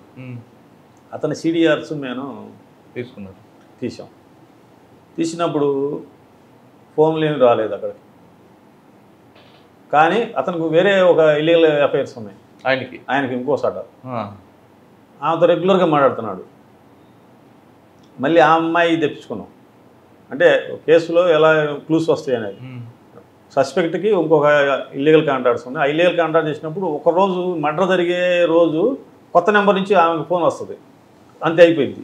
ఆ నెంబరు లొకేషన్ తీస్తే అది పొసపాడు వచ్చింది, మర్డర్ జరిగే ఏరియాకి వచ్చి వెళ్ళింది అది. ఓహో, అంటే ముద్దాయి ఇక్కడ ఒక కొత్త సిమ్ తీసుకొని రోజు మాట్లాడే అలవాటును చంపుకోలేక అతనికి ఎవరితో అయితే సంబంధం ఉందో వాళ్ళకు మాట్లాడి నేను ఈ నెంబర్లో ఉంటాను అని చెప్పి ఏదో హాయ్ బాయ్ ఏదో చెప్పుకొని అతను మర్డర్కి వెళ్ళిపోయాడు. అంటే ఆ అమ్మాయికి తెలియదు అది. ఆ అమ్మాయితో మాట్లాడడానికి నేను ఈ నెంబర్లో ఉంటాను, ఈ రోజు మాట్లాడకపోతే కొంచెం వాళ్ళకి రోజు మాట్లాడే వాళ్ళకి ఇబ్బంది ఉంటుంది. ఆ నెంబర్ వల్లే డిటెక్ట్ చేసాం. చేయటం, అతని నిఘా పెట్టడం. అప్పుడు సిఐ రంగనాథ్ ఉన్నాడు, రంగనాథ్కి ఆ ఇన్ఫర్మేషన్ చెప్తే అతను వెళ్ళి పట్టుకొస్తే అతను అడ్మిట్ అయ్యాడు. జస్ట్ పట్టుకొస్తేనే అడ్మిట్ అయ్యాడు అతను. తీసుకురాగానే పట్టుకోగల అర్థమైపోయింది అతనికి, సార్ నేనే చేశాను. ఎందుకు చేశాడట? ఇదే ఆ అమ్మాయి నా దగ్గర రావట్లేదు, మా పిల్లలు పెద్దాళ్ళు అవుతున్నారు, నేను నీతో రిలేషన్ మెయింటైన్ చేయలేను. అంటే అమ్మాయి పెళ్ళైంది? పెళ్ళేం పెద్దామే, పెద్దామే మ్యారేజ్ చేసుకుని అక్కడ ఉంటా. అతను భర్త లేడా మరి? భర్త లేదు. పిల్లలు పెద్ద అయ్యారు, నేను రాను, నీతో కలవడం ఇప్పుడులాగా మాట్లాడటం కుదరదు అని అంటే ఆమెని బెదిరిస్తాడు వాళ్ళ అమ్మని కూడా. మీ అమ్మాయికి నువ్వు చెప్పు, లేదా నేను చంపేస్తానని. నేను ఎందుకు చెబుతాను మా అమ్మాయికి, దానికి సంసారం ఉంది కదా అది అని చెప్పి ఆమె నిరాకరించిందని ఇంట్లో ఉండిద్దరిని, తల్లి కూతురుని కాదు తండ్రిని అమ్మని. తండ్రి ఏం చేశాడు మరి? ఇంట్లో ఉన్నాడు కాబట్టి ఐడెంటిఫై చేస్తారు కదా వాళ్ళు. అప్పుడు కూతురు ఉందా? కూతురు లేదు, కూతురు వాళ్ళ చెబ్రోల్లో ఉంది. అంటే అట్లా ప్రకాశం జిల్లాలో మల్లికా గారికి మేడం గారి టైంలో జరిగిన 2 మర్డర్ కేసులు కూడా నేనే డిటెక్ట్ చేయడం జరిగింది. ఓకే, ఇంకేమున్నాయండి ఇక్కడ? 2015లో ఎన్జీపాడు మండలం, ఇది కూడా ప్రకాశం జిల్లాని, పోతవరం అనే గ్రామంలో వృద్ధులు వాళ్ళు కిరాణా షాప్ పెట్టుకొని జీవనం కొనసాగిస్తూ ఉంటారు. వారిని ఉదాహరణగా తలకాయ కొట్టి చంపేశారు. ఎవరు? గుర్తు తెలియని వాళ్ళు, అన్నోన్ పర్సన్స్. అదే టైంలో నెల్లూరులో కూడా జరిగింది ఇట్లానే. నెల్లూరు రూరల్లో ఒక డబుల్ మర్డర్ అయింది. వాళ్ళ దగ్గర నుంచి కూడా చైన్ అయిపోతూ ఉంటాయి. కావల్లో ఒక మర్డర్ అయింది ఎట్లానే. అన్నీ కూడా తల మీద కొట్టి చంపేయడం. ఎంఓ ఒకటే. నెల్లూరు టౌన్లో మర్డర్ చేసి వెళ్ళే టైంలో పబ్లిక్ పట్టుకున్నారు వాడిని. కుక్కపల్లి వెంకటేష్ అని, కలిగిరి మండలం, కావల దగ్గర. పబ్లిక్ పట్టుకొని అప్పచెప్పారు. వాళ్ళు పట్టుకొని పోలీసు వాళ్ళు కూడా ఇమీడియట్గా వెళ్ళి పట్టుకుంటే సంచిలో సుత్తి అది ఉంది. రెడ్ హ్యాండ్గా దొరికాడు. రెడ్ హ్యాండ్గా దొరకడం వల్ల ఇన్వెస్టిగేషన్ కొంచెం స్పీడ్ చేయాల్సి వచ్చింది, ఎక్కువ విచారించడానికి లేకుండా పోయింది. ఒంగోలులోంచి ఒక బైక్ తెచ్చానని మాత్రం రాశారు అక్కడ. అంటే అంత త్వరగా ఇంట్రాగేషన్ జరగలేదు, అయితే హర్రీబర్రీలో ఉండొచ్చు. ఇక్కడ నా ముందు చేసినటువంటి సిఐ గారు కూడా వెళ్ళి ఆ కేసులు విచారించుకునే టయానికి అంత ఫిక్స్ అయిపోయి రిమాండ్ కూడా పెట్టడం జరిగింది. అయితే ఒక ఒంగోలులో ఒక బైక్ దొంగతనం చేశాడు, ఆ బైక్ ఇక్కడ వేరే వాళ్ళకి ఇచ్చాడని ఒక చిన్న క్లూ ఉంది. నేను వచ్చిన తర్వాత మేము ఛార్జెస్ కొంగలోనే మా దగ్గర ఉన్నటువంటి యూఏ కేసులు పెండింగ్ ఉన్నటువంటి వాటిలో టాప్ కేసు ఇదే ఉంది, డబుల్ మర్డర్ కేసు. ఎట్లా చేయాలి వాడని అనుమానం అంతే. ఆల్రెడీ అతనికి హ్యాంగింగ్ పడి ఉంది, ట్రైల్ అయ్యి వేరే మర్డర్ కేసులో కన్విక్షన్ అయిపోయి ఉంది. కన్విక్షన్ ముద్దాయి నెల్లూరు సెంట్రల్ జైల్లో ఉన్నాడు. ముందు ఆ బైక్ పట్టుకున్నాం. బైక్ పట్టుకుంటే బైక్ అది హైదరాబాద్ రిజిస్ట్రేషన్. ఆ ఓనర్ వెళ్ళి పట్టుకుంటే ధోబీ ఘాట్ వచ్చి నాంపల్లి దగ్గర ఏదో సమ్ ఏరియాలో ఒక అడ్రస్ వచ్చింది. అతన్ని వెళ్ళి అడిగాం, ఈ బైక్ అంటే పలానా ఆయన ఎన్జీపాడు మండలంలో వాళ్ళకి అమ్మాను సార్ అని. ఎన్జీపాడు మండలం వాళ్ళు నా దగ్గర కొనుక్కున్నారు సార్, ట్రాన్స్ఫర్ చేసుకోలేదు వాళ్ళు అని. వాళ్ళని పట్టుకుంటే బైక్ పోయిన మాట వాస్తవమే సార్, కానీ ఎప్పుడు పోతవరంలో మర్డర్ జరిగిన రోజే వీళ్ళ బైక్ పోయింది. సో ఒక చైన్ లింక్ దొరికింది మాకు. వాడిని ఎట్లా బయట తీసుకురావాలి, బయట ఉంటే ఏదైనా ఇంట్రాగేషన్ చేసుకోవడానికి పనికి వస్తుంది. జైల్లో ఉండడాన్ని వితౌట్ క్లూ మనం తేలేం. సో అది ఎఫ్ఐఆర్ చేసుకొని ఎన్జీపాడులో బైక్ది, ఆ బైక్ దాని మీద వెళ్ళి అతను తీసుకొని వచ్చి జైలు నుంచి పీటీ వారెంట్ మీద ప్రొడ్యూస్ చేసుకొని ఈ సీన్ ఆఫ్ అఫెన్స్కి తీసుకెళ్ళాను. పోతవరం డబుల్ మర్డర్ కేసు జరిగిన సీన్ ఆఫ్ అఫెన్స్కి తీసుకొని వెళ్తే అతనికి మొత్తం చెమటలకు పట్టిపోయింది. మేమంతా మామూలుగానే ఉన్నాం, వాతావరణం అంతా అందరికి పట్టాలి చెమటలు బయట, వాడు ఒక్కడికే చెమటలు బయట కారిపోతుంది. తర్వాత మళ్ళీ ఆఫీస్ తీసుకొచ్చి ఇంట్రాగేషన్ చేసి అడిగితే నేనే చేశాను. ఎందుకట? వాడు ఏంటంటే ఈ కిరాణా షాపులు లేకపోతే లోన్లీగా ఉండే వాళ్ళని ఎంచుకుంటాడు. పెద్దవాళ్ళని రాడ్ తీసుకుంటాడు, ఒకే ఒక దెబ్బ కొడతాడు, చనిపోతారు. చైన్ ఉంటుంది వాళ్ళ దగ్గర, కనీసం ఒక 4 మంగళసూత్రం టైప్ చైన్ ఉంటుంది కాబట్టి అది తీసుకొని పెట్టుకుంటే 50,000 లక్ష అవి ముత్తూట్లో ఎక్కడో పెట్టేస్తూ ఉంటాడు. అది వాడి అమ్మ అనమాట. తలకాయ మీద కొడితే ఓకే, అసలు వాళ్ళు సౌండ్ కూడా రాదు, అరవరు, కేకలేయరు. అంత ఓన్లీ వృద్ధుల్ని పెద్దవాళ్ళనే వాడు ఎంచుకుంటాడు. ఇక్కడ డబుల్ మర్డర్ చేశాడు మరి. భార్యాభర్త మంచంలో భర్త ఉన్నాడు పాప, అతను కూడా కొట్టి మళ్ళీ. అంటే దొంగకి ముద్దాయికి ఎలా ఉంటుందంటే తాను చేసిన నేరం ఎవరైనా చూశారంటే వాళ్ళు వెళ్ళి చెప్తారు కాబట్టి వాళ్ళని కూడా ఎలిమినేట్ చేయాలనే ప్రాసెస్ ఉంటుంది. సార్ ఆల్రెడీ ఒక కేసులో వాడికి లైఫ్ వచ్చింది, హ్యాంగింగ్ వచ్చింది. మరి ఇప్పుడు ఈ డబుల్ మర్డర్ కేసు యాడ్ అయింది కదా, ఈ ఇట్లాంటివి 4 ఉన్నాయి ఇంకా. అవునా? వాడే అంటే ఇప్పుడు ట్రయల్ నడుస్తుందా లేదా? ట్రయల్ నడుస్తున్నాయి అన్ని, ఇంకా కంప్లీట్ కాలేదు కొన్ని, మిగతా కేసులు నడుస్తున్నాయి. అంటే వాడు డిసైడ్ అయిపోయాడు ఆల్రెడీ, ఒకసారి ఉరిశిక్ష చేశారు, మహా ఇది ఇంకేం చేయలేరు కదా అని. అంటే ఉరిశిక్ష చేసిన తర్వాత చేయలేదు, ఇవి బిఫోర్ చేశాడు. ముందు చేసిన కేసులో ఇన్వెస్టిగేషన్ కంప్లీట్ అయిన కేసులో వాడికి హ్యాంగింగ్ వచ్చింది. తర్వాత కేసులు నడుస్తున్నాయి, అవి కూడా ఆటోమేటిక్గా అన్ని కూడా ఇంకోటి కూడా శిక్ష పడినట్టుంది, లైఫ్ ఏదో పడినట్టుంది. మాది ఇంకా రాలేదు అది ఇంకా. సో ఆ విధంగా కూడా అది పోతవరం డబుల్ మర్డర్ కేసు కూడా ఛేదించడం జరిగింది. సార్ ఈ 4 కాకుండా ఇప్పుడు తర్వాత ఎక్కడికి వచ్చారు? ప్రకాశం జిల్లాతో మీకు బంధం తెగిపోయాక ఇక్కడికి వచ్చారా? అవును సార్, ప్రకాశం జిల్లా అయిపోయిన తర్వాత అక్కడ నుంచి మళ్ళీ ఇంటెలిజెన్స్కి వెళ్ళి సరే అంతా అయిపోయింది. సూళ్ళూరుపేటకి 1 year అయింది వచ్చి, last year August. Sir Sullurpeta రాగానే మెయిన్ ఛాలెంజ్ వచ్చింది. సూళ్ళూరుపేట నాకు కొంచెం కొత్త ప్రదేశం, కొంచెం బోర్డర్ ఇష్యూస్ ఉంటాయి. బోర్డర్ ఇష్యూస్ అంటే తమిళనాడు పిల్లలు వస్తూ ఉంటారు, కల్చర్. సూళ్ళూరుపేటలో వచ్చేది కన్నా వచ్చిన తర్వాత బార్డర్ ఇష్యూస్ కాకుండా ఇక్కడ యూఏ కేసులు ఏమైనా మీరు ఫోకస్ చేయాలి, ఎందుకంటే మీరు అన్ని కూడా యూఏ కేసుల మీద ఎక్కువ ఉంది కదా. ఇక్కడ యూఏ కేసుల్లో అంత చెప్పుకోదగ్గ అంటే మీన్స్ ఫేమస్ అంటే ఇక్కడ మర్డర్స్ తక్కువ. ఇలా సూళ్ళూరుపేట ఈ ప్రాంతం అంతా ఏంటంటే కొంచెం ప్రాపర్టీ అఫెన్స్లు, గాంజా ఇట్లాంటి కేసులే ఉంటాయి. మర్డర్స్ కొంచెం రేరు. సో మాకు ఫస్ట్ ఛాలెంజ్ ఏంటంటే గాంజా. ఇక్కడ గంజాయి బాగా విరివిగా దొరుకుతూ ఉండేది. అప్పుడు అంతకుముందు ఉన్నటువంటి సమయంలో బాగా విచ్చలవిడిగా ఉండేది. కొంచెం కత్తులు తీసుకొని తిరగటం అట్లాంటి కల్చర్ ఉండేది. కుర్రాళ్ళు అటు 10 మంది ఇటు 10 మంది రావటం ఇట్లా ఉండేది. మేము వచ్చిన తర్వాత ఒక సుమారు 8 కేసులు పెట్టి ఒక 200 kgs గంజాయిని సుమారు 40 మందిని ముద్దాయిని అరెస్ట్ చేయడం జరిగింది. ఆ 40 మందిలో కూడా సుమారు 25 మంది లోకల్ వాళ్ళు. ఎక్కడి నుంచి వస్తుందండి గంజా మీకు? గాంజాయి వీళ్ళు ఒరిస్సా బోర్డర్ నుంచి తీసుకొని వస్తున్నారు. యాక్చువల్గా ఈ ప్రభుత్వం వచ్చిన తర్వాత ఏగల్ టీం పెట్టడం జరిగింది. కొద్ది గొప్ప ఈ మన్యంలో అక్కడక్కడ జరిగేవి కూడా అన్నీ క్లోజ్ అయ్యి ఇప్పుడు ట్రైన్స్లో వస్తాయి సార్ ఎక్కువగా. ట్రైన్ ద్వారా వాళ్ళు ప్యాకెట్స్ 2 kgs ప్యాకెట్స్ ఒక 4 ప్యాకెట్లు పెట్టుకోవడం, సంచి పెట్టుకోవడం, ట్రైన్లో పక్కన పెట్టడం. అవి తీసుకొచ్చి ఈ సూళ్ళూరుపేటకి ఎందుకు వస్తారంటే దిగుతారంటే ఇక్కడ దిగి ఇక్కడి నుంచి చెన్నై వెళ్ళటం మెమోస్లో.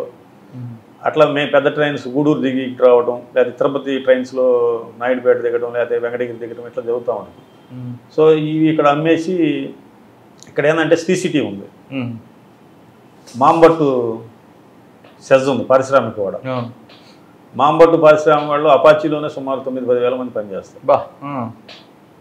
ఇంకా మిగతా అన్ని కలిపి ఒక 2-3 వేల మంది అంటే 13-14 వేల మంది మాంబట్లో.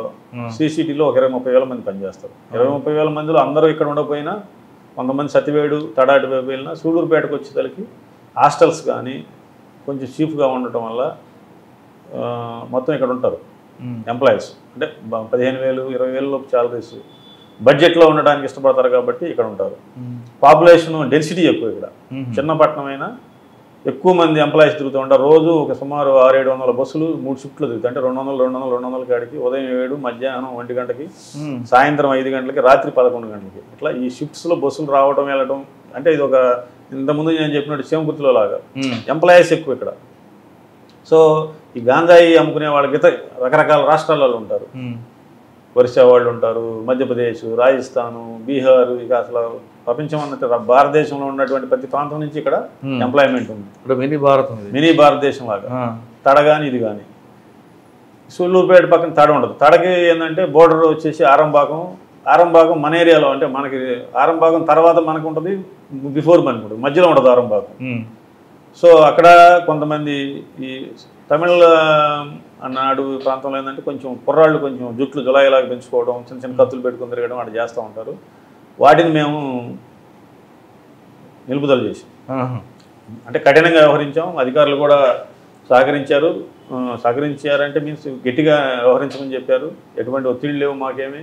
ల్యాండ్ ఆర్డరు క్లీన్గా ఉండాలి, శాంతి భద్రతలే ముఖ్యమని చెప్తూ ఉంటారు. కాబట్టి గంజాయి నిర్మూలించి వాటి మీద కఠిన చర్యలు తీసుకున్న తర్వాత ఇక్కడ ఇప్పుడు గంజాయి అమ్మటకాలు దాదాపు 90% పైన తగ్గిపోయింది.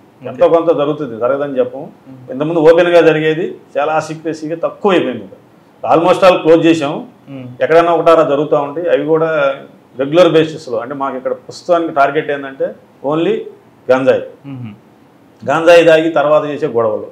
ఈ రెండు కూడా ఈ 1 yearలో మేము నిలుపుదల చేయడం జరిగింది. ఓకే, కానీ డ్రోన్ వాడడం వల్ల మీకు వచ్చే బెనిఫిట్ ఏంటి? ఇక్కడ సారు మన హర్షవర్ధన్ రాజు సారు వచ్చిన తర్వాత ప్రతి సబ్ డివిజన్కి కూడా ఒక డ్రోన్ ఇవ్వడం జరిగింది. డ్రోన్ వల్ల ఉపయోగాలు ఏంటంటే మనం అన్ని ప్రాంతాలకు వెళ్ళలేము. మనం వెళ్తే ఎల్కిడి వల్ల వాడు వెళ్ళిపోవచ్చు. మనం దాన్ని ప్లై చేయటం వల్ల మారుమూల ప్రాంతాలకు, అంటే చెట్ల లోపల ఎక్కడైనా పేకాట గ్యాంబ్లింగ్ అలాంటి జరుగుతున్నా, కోడి పందాలు జరుగుతున్నా, లేకపోతే ఎక్కడైనా అలర మొక్కల్లాగా ఉండేవాళ్ళు నిర్జీవ ప్రదేశాల్లో పాడుబడి ఇళ్ళ దగ్గర అట్లా గంజాయి సేవిస్తూ ఉంటారు. ఇవన్నీ కూడా మనం డ్రోన్ ద్వారా క్యాప్చర్ చేసుకోవడం, ఇమీడియట్గా అక్కడికి వెళ్ళి వాళ్ళ మీద కేసులు బుక్ చేయటం, గంజాయి తాగేవాళ్ళు అయితే కౌన్సిలింగ్ చేయటం, వాళ్ళకి అమ్మేవాళ్ళు ఎవరిని వాళ్ళని ఎండబట్టుకోవడం, వీళ్ళకి కౌన్సిలింగ్ చేయటం, వీళ్ళ తల్లిదండ్రులను పిలవటం, మీ పిల్లలు ఏ విధంగా చేస్తున్నారు అని చెప్పి ఆ డ్రోన్ రావడం వల్ల ఏంటంటే కొంచెం ఫియర్ వచ్చింది. పోలీసు వాళ్ళు ఈ డ్రోన్తో ఎక్కడికైనా వస్తారు వీళ్ళు.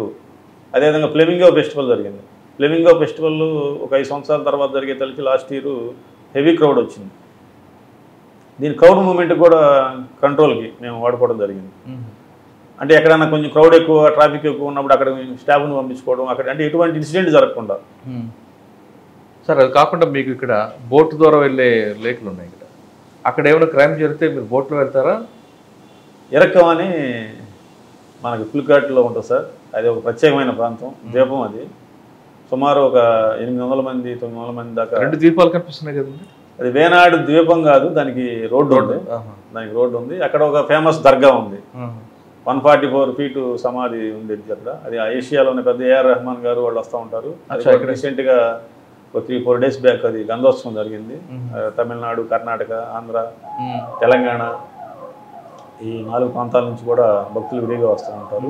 ఇరక్కం వచ్చి స్పెషల్ ఏంటంటే మీరు అన్నట్టు ఏదన్నా ఇన్సిడెంట్ జరిగితే కంపల్సరీ బోటు ద్వారా వెళ్ళాల్సిందే. ఆల్టర్నేటివ్ ఏం లేదు. దాన్ని కలెక్టర్ గారు కూడా మన ప్రోగ్రామ్ పెట్టడం జరిగింది. కలెక్టర్ గారితో పాటు ఆర్డీఓ గారు, మేము, ఎమ్మెల్యే గారు అందరం కూడా అక్కడికి బోట్లోనే వెళ్ళి కంప్లైంట్స్, ఏదైనా కంప్లైంట్స్ వచ్చినా కానీ, వాళ్ళకి ఏదైనా సమస్య వచ్చినా కానీ, పిల్లలు కూడా ఇప్పుడు అక్కడ బోట్లోనే వచ్చి స్కూల్స్కి వస్తారు. ఈ మధ్య రీసెంట్గా గవర్నమెంట్ 173 మందికి ఇళ్ల పట్టాలు ఈ తడ ఏరియాలో ఇవ్వడం జరిగింది.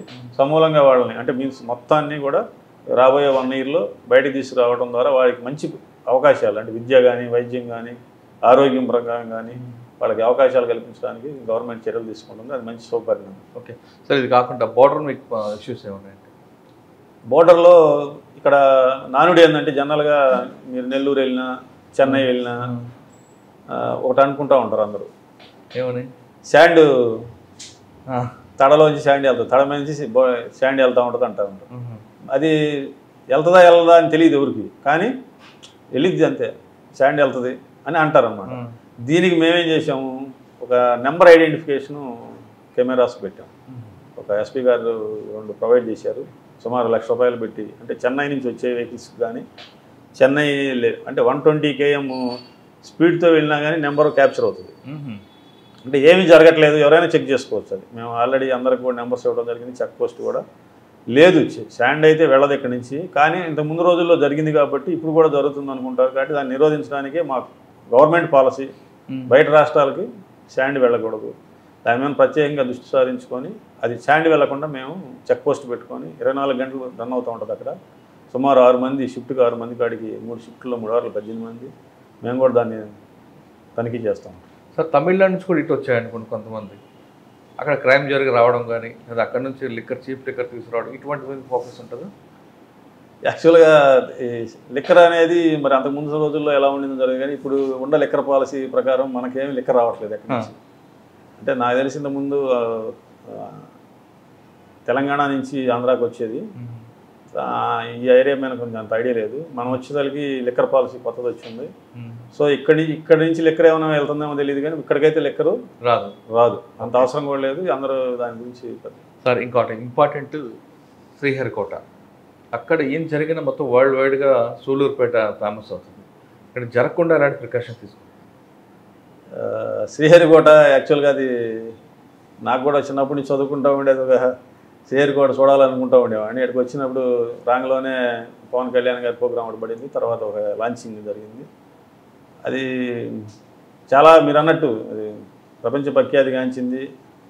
ఏం లాంచింగ్ జరిగినా మనం శ్రీహరికోట ప్రతిసారి అది వెలుగులోకి వస్తూ ఉంటుంది. అక్కడ దాదాపు 1000 మంది సిఐఎస్ఎఫ్ సిబ్బంది ఉన్నారు. ఓకే. ఒక ఎస్పీ కమాండెంట్ క్యాడర్ అతను ఉన్నారు, ప్లస్ 2000 మంది ఎంప్లాయీస్ ఉంటారు, వాళ్ళ కుటుంబాలు ఉన్నాయి. కత్తిమైన సాము లాంటిది యాక్చువల్గా. సిఐఎస్ఎఫ్ వాళ్ళు అనిత్యం కూడా కాపలా కాస్తూ ఉంటారు. ప్లస్ ఒక మెరైన్ పోలీస్ స్టేషన్ ఉంది, నాకు ఒక పోలీస్ స్టేషన్ ఉంది, ఒక ఎస్ఐ గారు ఉంటారు, వారి సిబ్బంది ఉంటారు. ప్లస్ దీంట్లోకి సంబంధించి కాలనీస్ ఉన్నాయి కొన్ని, ఒక 3 కాలనీలు. పుట్టి పెరిగి శ్రీహరికోటలో ఏరియాలోనే పుట్టి పెరిగిన వాళ్ళకి అక్కడ కాలనీస్ పెట్టారు. వాళ్ళు ఒక 700-800 మంది ఉంటారు. వీళ్ళందరికీ కూడా పాసెస్ ఉంటాయి. ఈ కాలనీస్ని తనిఖీ చేసుకుంటూ ఉంటాం. కొత్త వ్యక్తులు ఎవరైనా వస్తే ఈ మధ్య గవర్నమెంట్ కూడా ఫింగర్ ప్రింట్స్ స్కానర్స్ అని ఇచ్చారు. ఎస్పీ గారు కూడా ప్రత్యేక సేవలు తీసుకొని మాకు ఒకటి ఇవ్వడం జరిగింది.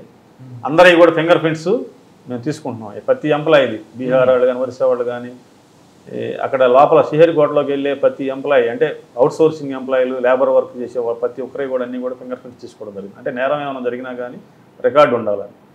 ఈ మధ్య కూడా ఒక సేలం నుంచి ఒక ఫోన్ వచ్చింది, శ్రీహరికోటలో ఏదో బాంబు సంబంధించిందని. దాన్ని సేలం వెళ్ళి కూడా అదే మీరు చెప్పినట్టు అది కొంచెం అంతా అలజడైపోయింది. శ్రీహరికోటలో బాంబు అని. అంతకుముందు లాంచింగ్ జరిగిన తర్వాత వచ్చింది ఇది. మళ్ళీ నేనే పర్సనల్గా సేలం వెళ్ళి అతన్ని తీసుకొని వచ్చి విచారించడం జరిగింది. అయితే అతను కొంచెం మెంటల్గా డిజార్డర్లో ఉన్నాడు. మన రుయ్ హాస్పిటల్లో కూడా ప్రొడ్యూస్ చేసి సర్టిఫికేట్ కూడా తీసుకోవడం జరిగింది. దాని మీద ఐబీ వాళ్ళు, మన ఇంటెలిజెన్స్ వాళ్ళు కూడా అందరూ వచ్చి కూడా అతన్ని విచారించారు. ఇప్పుడు ఏంటంటే చిన్నదాన్ని కూడా అన్ని ఢిల్లీ దాకా కూడా అంత. సూళ్ళూరుపేటలో ప్రధాన సమస్య ట్రాఫిక్. హైవే విపరీతమైన వెహికల్స్ 24 hours నడుస్తుంటాయి. అసలు ఆ ఇష్యూని ఎలా చేయాలి? ఒక్కసారి ఒక ట్రాఫిక్ జామ్ అయిందంటే కొన్ని కిలోమీటర్లు ఆగి. సూళ్ళూరుపేటలో మీరు చెప్పినట్టుగా ట్రాఫిక్ సమస్య ఉండింది. ఇందాక చెప్పిన గంజాయి తర్వాత ప్రధానమైన సమస్య ట్రాఫిక్. ఎవరైనా వృద్ధులు ఉంటారు వీళ్ళు, అంటే శ్రీహరికోటలో రిటైర్డ్ ఎంప్లాయీస్, వాళ్ళందరూ కూడా ఎప్పుడైనా వచ్చి కలుస్తూ ఉంటారు. వాళ్ళు ఎప్పుడైనా ప్రోగ్రామ్స్ పిలిచిన వెళ్తూ ఉంటాను, వాళ్ళు అడుగుతూ ఉంటారు, సార్ కొద్దిగా ట్రాఫిక్ సమస్య ఉందని. దానికి సంబంధించి మా ఎస్పీ సార్ మాకు బాగా సహకరిస్తూ ఉంటారు. అడిగితే ఒక రక్షక్ కూడా ఇచ్చారు, 2 బ్లూ కోడ్స్ ఇచ్చారు. ఒక రక్షక్లో ఒక ఎస్ఐని లేకపోతే స్టాఫ్ని పెట్టడం, బ్లూ కోడ్స్కి ఇద్దరిని ఇవ్వటం, ఇవన్నీ కూడా సైమల్టేనియస్గా తిప్పడం వల్ల అంత పెద్ద ప్రమాదమైన ట్రాఫిక్ ఇబ్బందుల నుంచి తప్పించుకొని కొంచెం నార్మల్కి వచ్చింది. 1-2 రోజులు కొన్ని ఏదన్నా మేము బందోబస్తుల్లో వేరే ప్రదేశాలకు వెళ్ళినప్పుడు ఏమన్నా ఇట్లాంటి ఇబ్బందులు జరిగినా కానీ హైవే మీద అయితే సమస్యలు లేవు. ఎందుకంటే హైవే మీద మాకు ఒకసారి వస్తుంది. అది ఎప్పుడంటే బాగా హెవీ వర్షాలు వస్తాయి, ఈ నవంబర్ డిసెంబర్లో ఇక్కడ మాన్సూన్స్. అప్పుడు వచ్చినప్పుడు ఇక్కడ ఇంజనీరింగ్ కాలేజీ దగ్గర రోడ్డు మీద వాటర్ వస్తాయి. వచ్చినప్పుడు కొద్దిగా ఉంటుంది. లాస్ట్ టైం వస్తే మేము దగ్గర ఉండి 3-4 hours నిలబడి పంపించడం జరిగింది వెహికల్స్. ప్రస్తుతానికైతే నేను వచ్చిన ఈ 1 yearలో మేజర్ ట్రాఫిక్ హైవే మీద అయితే లేదు. టౌన్లో ఉంది, దాన్ని దాదాపుగా కంట్రోల్ చేసాము 60-70%.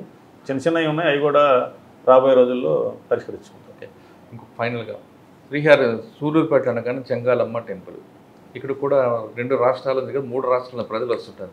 ఆ బందోబస్తు ఎలా చేస్తుంటారు? సూళ్ళూరుపేట అది నిరంతరం అది స్పెషాలిటీ ఏంటంటే చెంగాలమ్మ టెంపుల్ క్లోజ్ చేయదు. మనకి ఏ దేవాలయానికి వెళ్ళినా కానీ రాత్రి 10 తర్వాత 11 తర్వాత క్లోజ్ చేసుకోవడం, తెల్లవారుజామున ఓపెన్ చేయడం ఉంటుంది. ఇది రెగ్యులర్ 24 hours ఓపెన్ ఉంటుంది. ఈ అమావాస్యకి బాగా తమిళనాడు నుంచి భక్తులు బాగా వస్తూ ఉంటారు, అక్కడే నిద్రిస్తారు వాళ్ళు. అట్లా కొంచెం హెవీ క్రౌడ్ ఉంటుంది. క్రౌడ్ ఉన్నప్పుడు సిబ్బందిని పెట్టుకొని అక్కడ ట్రాఫిక్ సమస్య లేకుండా అక్కడ కొంతమంది బస్సులు అవి ఉండేవి. ఇప్పుడు నో పార్కింగ్ జోన్, ఓన్లీ టెంపుల్కి వచ్చిన వాళ్ళు వెహికల్స్ పెట్టుకునే విధంగానే అక్కడ ఏర్పాటు చేశాము. రెగ్యులర్గా ఆ ఈఓ గారితో కానీ ఆ టెంపుల్ సిబ్బందితో కానీ ఉండి మేము బందోబస్తు ఏర్పాటు చేసుకోవడం. ఎవరైనా వివిఐపీస్ వస్తూ ఉంటారు, 2 రాష్ట్రాల నుంచి వస్తూ ఉంటారు. శ్రీహరికోట నుంచి కూడా లాంచింగ్ ముందు రోజు అక్కడే ఇస్రో చైర్మన్ గారు వచ్చి పూజ చేసుకుంటారు ఆనవాయితీ. ఈ 4 రాష్ట్రాల్లో అంటే ఎక్కువగా తమిళనాడు, ఆంధ్రాలో బాగా ప్రాముఖ్యత చెందిన గుడి కాబట్టి అది కూడా ఒక అదృష్టంగా భావిస్తున్నాం మేము. అంటే అక్కడ ఎటువంటి ప్రాబ్లం రాకుండా ప్రస్తుతానికైతే ఇంతవరకు ఏమి ఇన్సిడెంట్ కూడా నోటీస్ కాలేదు. దాని తగు జాగ్రత్తలు తీసుకుంటాం. ఓకే సార్, ఫైనల్గా చెప్పండి, మీకు లా అండ్ ఆర్డర్ కన్నా క్రైమ్లోనే ఎక్కువ ఇంట్రెస్ట్ చూపిస్తున్నట్టుగా మీ రికార్డులు చెప్తున్నాయి. ఎక్కడైతే యూఏ కేసులు ఉన్నాయో అందులోనే లాగా రిపీట్గా చూసి కేసు బ్రేక్ చేయాలని, ఇకపై మీరు అటువంటి కేసులు చూస్తారా, లా అండ్ ఆర్డర్ కేసులు చూస్తారా? అంటే అవి మన వృత్తిపరంగా ఏది వచ్చినా చూడాల్సి వస్తుంది. లా అండ్ ఆర్డర్లో ఇష్యూస్ ఏంటంటే ప్రజలకు దగ్గరగా ఉండవచ్చు. మనం పబ్లిక్ మనకి గోల్ అడుగుతున్నాను. గోల్ అంటే ఛాలెంజింగ్ జాబ్స్ చేయటం ఇంట్రెస్ట్గా ఉంటుంది. ఏదైనా అపరిష్కృతంగా ఉన్నటువంటి ఎవరిని అడుగుతూ ఉంటాను. పక్కన కూడా ఏదైనా స్టేషన్స్లో ఉండా కానీ మర్డర్ కేసు పెండింగ్ ఉందా ఒకసారి చూద్దాం అని నేనే కల్పించుకుంటాను. అంటే ఏదో ఒకటి హెల్ప్ చేద్దాం వాళ్ళకి, వాళ్ళకి ఆలోచన. ఎందుకు అంత ఇంట్రెస్ట్ అండి? అంటే నేను చిన్నప్పటి నుంచి కూడా కొంచెం ఈ డిటెక్టివ్ నవల్స్ అవి చదువుతూ ఉండేవాడిని. మధుబాబు చదువుతూ ఉండేవాడిని చిన్నప్పుడు. 7th 8th క్లాస్ నుంచి కూడా టీచర్స్ కూడా నన్ను మమలించేవాడు. మా వెంకటేశ్వరరావు మాస్టర్ అని ఆయన తింటా ఉండేవాడు, ఏ నవలు చదువుతున్నామని. మా అమ్మగారు ఎప్పుడు ఎదనపూడి సులోచనారాయణ వాళ్ళే చదువుకుంటూ ఉండేది. అట్లా ఏదో కొంచెం అంటే క్రైమ్ అది చేజ్ చేయాలా, అది దాన్ని మనం ఎందుకు సాధించకూడదు, పట్టుదలగా ఉంటుంది అది కొంచెం. అందుకోసం క్రైమ్ ఇంట్రెస్టింగ్గా ఉంటుంది. అపరిష్కృతంగా ఉంటే పరిష్కరిస్తే మనకి పోలీసు నేను అనుకునేది ఏంటంటే, నా వల్ల ఎంతో కొంతమంది జనరల్గా పోలీసు మీద ఎంతో కొంత బ్యాడ్ నడుస్తూ ఉంటుంది. ఎవరో ఒకరు అనుకుంటారు ఎంతమంది మా వృత్తిపరంగా ఉంటాయి. నా వల్ల ఎంతో కొంతమంది పోలీసు మంచి వాళ్ళు అని అనుకోవాలి, నా వల్ల ఎవరు చెడ్డవాళ్ళు అనుకోకూడదు అని నేను భావిస్తూ ఉంటాను. దీనికి కూడా ఏంటంటే పోలీస్ ఫ్యామిలీస్కి చివరిగా నేను ఇంత సక్సెస్ అవ్వాలంటే ఇంట్లో వాళ్ళ యొక్క భార్యల సహకారం కూడా ఎంతో లభించాలి. ఎందుకంటే వాళ్ళే పిల్లలందరినీ కూడా, పోలీసు అతను నిద్రలేసే తల్లికి ఇంట్లో ఉండడు, పిల్లలు నిద్రలేసే తల్లికి ఇంట్లో ఉండడు, నిద్రపోయే తల్లికి వెళ్తాడు. అసలు మీ విజయవానికి వాళ్ళే ఉన్నారు. అది ప్రతి పోలీసు, నేను వేరే డిపార్ట్మెంట్ కానిస్టేబుల్ దగ్గర నుంచి డీజీ వరకు ఎవరు తీసుకున్నా మీకు సక్సెస్ వెనక వాళ్ళే ఉంటారు. పిల్లల సక్సెస్ వెనక కూడా తండ్రి పాత్ర ఉండదు పోలీసులో. మ్యాక్సిమం తల్లుల యొక్క పాత్ర ఉండదు. కాబట్టి తల్లులే మాకు వాళ్ళ వల్లే మేము ఇంత సక్సెస్ఫుల్గా ఈరోజు. మీ మేడం గారు మీరు మీ వెనక? మా వెనక నా మేడం గారే. మా అమ్మగారు కూడా అంటే నాకంతా కూడా తల్లి, మా అక్క, మా మిస్సెస్. ఇప్పుడు తల్లి మంచి బుద్ధులు నేర్పింది. మా అక్క దగ్గర నేను పెరిగి హైదరాబాద్లో చదువుకున్నాను. ఇద్దరిని, మా బ్రదర్ని నన్ను ఇద్దరిని కూడా ఆమె తీసుకెళ్ళి తన మ్యారేజ్ అయిన తర్వాత తన దగ్గర పెట్టుకొని మేము మా కాళ్ళ మీద నిలబడేదాకా ఆమె పెంచింది.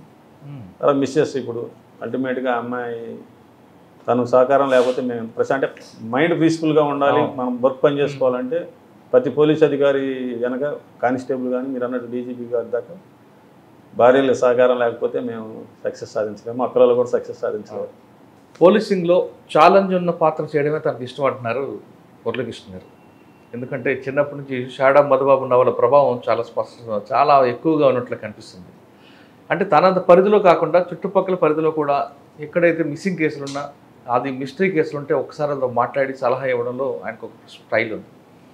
ఏ పోలీస్ ఆఫీసర్ అయినా సరే సంఘటన జరిగిన వెంటనే ప్రతి ఎక్యూజ్డ్ అంటే ప్రతి నేరస్తుడు అక్కడ క్లూ విడిచిపెట్టి వెళ్తాడు. అది పట్టుకోవడంలోనే వాళ్ళ యొక్క పనితనం కానీ నైపుణ్యం కానీ బయటపడుతుందనే విషయానికి బెస్ట్ ఎగ్జాంపుల్ మురళీకృష్ణ గారు. ఆయన ఇంకొక మాట చెప్తున్నారు, మా విజయం వెనక మా భార్యలు ఉన్నారు. ఖచ్చితంగా ప్రతి పోలీస్ ఆఫీసర్కి కానిస్టేబుల్ దగ్గర నుండి హోంగార్డ్ దగ్గర నుండి డీజీపీ వరకు ఈరోజు వాళ్ళ ఆఫీసర్లు వాళ్ళు చక్కగా పనిచేయడం కాకుండా వాళ్ళ కుటుంబాలు కూడా చక్కగా పిల్లలకు బాగా చదువుతున్నారంటే దానికి కారణం వాళ్ళ వైఫ్లే అనే విషయాన్ని ఈయన కూడా అంగీకరిస్తున్నారు. ఇది మురళీకృష్ణ గారితో ఎక్సలెంట్ ఇంటర్వ్యూ. వచ్చే వారం మరో గెస్ట్తో మళ్ళీ కలుద్దాం. అంతవరకు నమస్తే. థ్యాంక్ యూ అండి. Thank you very much.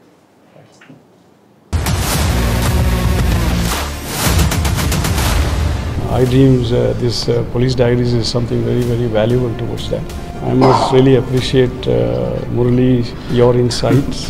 iDreams founder and CEO Chinna Vasudev Reddy Gartoni,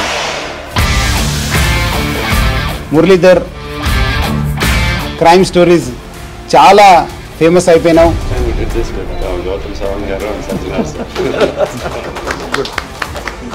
Well done.